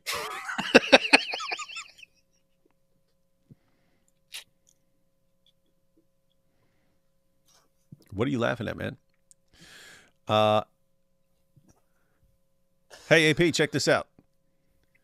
What? Quit laughing about Zut jokes. Nicholas Cutt says, I left Islam 2 days ago. I publicly want to say Jesus is Lord. I'm very happy to hear that. Based. Very based. My profile pic, she covers head but displays her arms. Yeah. She was only there to identify as a black Muslim. Yeah, she talked. She made one good point and then destroyed it by accident. Wow, the Muslim lady threw a T-ball for the Islamic dilemma. Yeah, that's what's funny. I mean, ladies, you know this is the year of the Islamic dilemma, don't you? Don't you think you might have wanted to come a bit better prepared to respond to the Islamic dilemma? Candace Owens needs to be scrutinized. No, you can just believe everything she says. Good job educating your girls, Islam. It is seriously like, oh my goodness. You get these women and you just fill their heads with complete nonsense that cannot stand up to 5 seconds of scrutiny, and then you let them go face some Christian ladies who know Islam better than the Muslim women do. Bad idea. Bad idea. Why? You're going to have a lot of Muslim women watching this going, what's going on here? Why is this happening? We're told that Islam is the truth, and we got the haq and the hikmah. The haq and the hikmah. This is not supposed to be happening. Why are we losing? Why don't we have the hikmah? Magnifico says, doing some shorts of your streams. What's Sajid's YouTube handle so I can tag him? I think his channel is just called Sajid Lipham. Sajid, SAJIDLIPHAM, just like Lipham. Momo was a very inspirational woman of color. That's true. He's the best. You can't split Nigeria. BH will paratroop over the wall in solidarity with H. What? I don't know what that means. Oh, Boko Haram. Okay, I get it. YouTube wouldn't allow my message until I removed names and October 7th. Yeah, I don't like that about YouTube. Dawood, can you do a stream on medieval Christian philosophy like St. Augustine, and how did Thomas Aquinas view Islam? God bless you, brothers. Oh, Thomas Aquinas is pretty based on Islam. I don't know if I'll be doing any stream on medieval Christian philosophers. Wait, what? Medieval Christian philosophy like St. Augustine? And how did Thomas Aquinas view Islam? Thomas Aquinas thought Islam was pretty stupid. That's a very, that's worlds apart, though. So that is. What do you think of Muslims who are against mass migration? One of the outspoken anti-Islamic immigration activists in Japan is a famous Muslim woman. Yeah, you do. Which one is that? The one that converted to Islam recently? Who's that? Yeah, you do have people like that, and they basically understand, hey, there is a good place here, and I happen to know what will happen if you bring in a bunch of people from Pakistan and so on, and it will just ruin this place, and so don't do it. It's weird that they have that much common sense about Islam, but they still think it's true. Who is the outspoken anti-Islamic immigration activist in Japan who is a famous Muslim woman? The famous Muslim woman, Sushi Kamikaze Fujiyama Nipponichi. What? I just can't. This is before your time, but in Mike Tyson's Punch-Out, let's see, first there was Glass Joe, then there was Von Kaiser, he was a German, and then there was Piston Honda, right, the Japanese dude. And if you were beating him, he got mad, and he would say Sushi Kamikaze Fujiyama Nipponichi. Nice. Which is just a bunch of random Japanese words strung together. It's Yes. kind of racist. It's kind of racist, but they were the ones making the game, so can you actually call them racist? Yes. Okay. Then we shall call them racist. She is wrong that Islam is peaceful and on Israel and Palestine. Who's wrong? That Muslim woman from Japan. Oh, okay. Y'all should hold a competition for the Zut movie posters and show the top 5 next stream. Well, we'd have to start getting them. But yeah, people should start making them and posting them, and then we can do something fun with them. Hope the RCMP doesn't show up at my door to push me around. Not the way the old Zut did with Momo, but it could get tense. What's the RCMP? There are the police in Canada. Oh, Royal Canadian Mounted Police. Okay, yeah, I didn't know we were talking about Canada. It's good the AP is a expert on Canadian things. They should have invited Lily J to make this fair. Yeah, they could have invited 4 Lily J's. No, I was actually thinking it would be awesome to get like a panel of all these like reverts who start making TikTok videos and stuff about how they discover the truth. Yeah. Please, please, please, please, please put them all together on a panel. Put them all together on a panel and put them up against a few Christian ladies. Watch what happens. They know exactly what's in it. They feign ignorance. No, I think they're actually ignorant. Have you guys seen Big John Steele on YouTube? He also does The Dilemma. Would love to see you guys collab. Yeah, I've had a bunch of people recommend Big John Steele. I haven't seen him on The Islamic Dilemma. That was a super sticker. Thank you for that. We have Uninspiring Philosophy. Just thought of the best Zut movie joke. Zut Busters.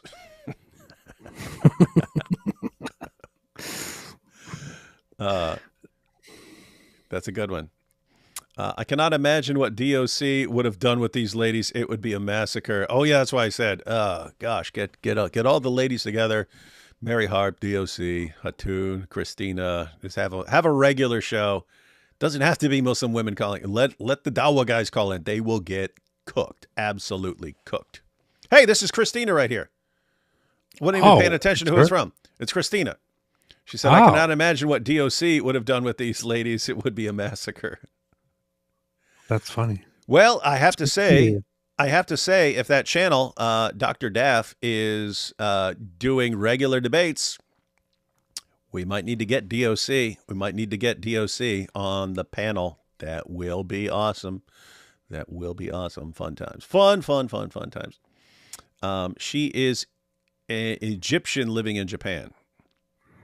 Interesting. Oh. But you still haven't told us her name, so. A Royal Canadian Mounted Police, not mounted like Zut. It's good the Royal Canadian Mounted Police are not mounted like Muhammad by the men of Al Zut. Good stuff. All right, everyone. Thanks for joining us. Again, there's a link to the full debate. I don't know. If someone else doesn't do it, I'm assuming other people are going to be making videos and doing live streams about this debate, but there's still way more that I haven't seen. I wouldn't mind making a video just about the Islamic Dilemma section because that was good and already exposed Islam. But we'll see more of that tomorrow on AP's channel. What's up? Why are people talking about Valentina Gomez? Are they? Yeah, I've been seeing her mentioned in that chat. Valentina Gomez. Yeah, I don't know. What for? not sure why they're talking about my friend. Valentina Gomez. I want to go see if anything happened. Valentina. Okay, Christina, very, very nice to see you here, and it was a fantastic. It was awesome, a fantastic demonstration. awesome stuff, and I would absolutely love to see that this become a new thing. Christian women versus Muslim women debating and stuff. That's awesome stuff. Sad part is, are Muslim women going to want to participate after they just saw that? You might get some push for, oh, these Muslim women just didn't know enough, so let's get these other Muslim women. Let's get Lily J. They always think if someone fails that someone else knows things better. No, that's pretty much what you're going to get from everyone. They don't get the Islamic dilemma. They get bad responses and so on. So anyway, yep. Fun times. Valentina Gomez is like, she's only 26 years old. That's funny. Yeah, she's a kid. It gets kind of funny when you get older and then you realize that all the people that you in the past would have considered older, because you got used to just looking at people who are adults who do stuff as older people, but now you're getting old yourself. Then you realize that those people are much younger than you. It starts kind of feeling awkward, you know.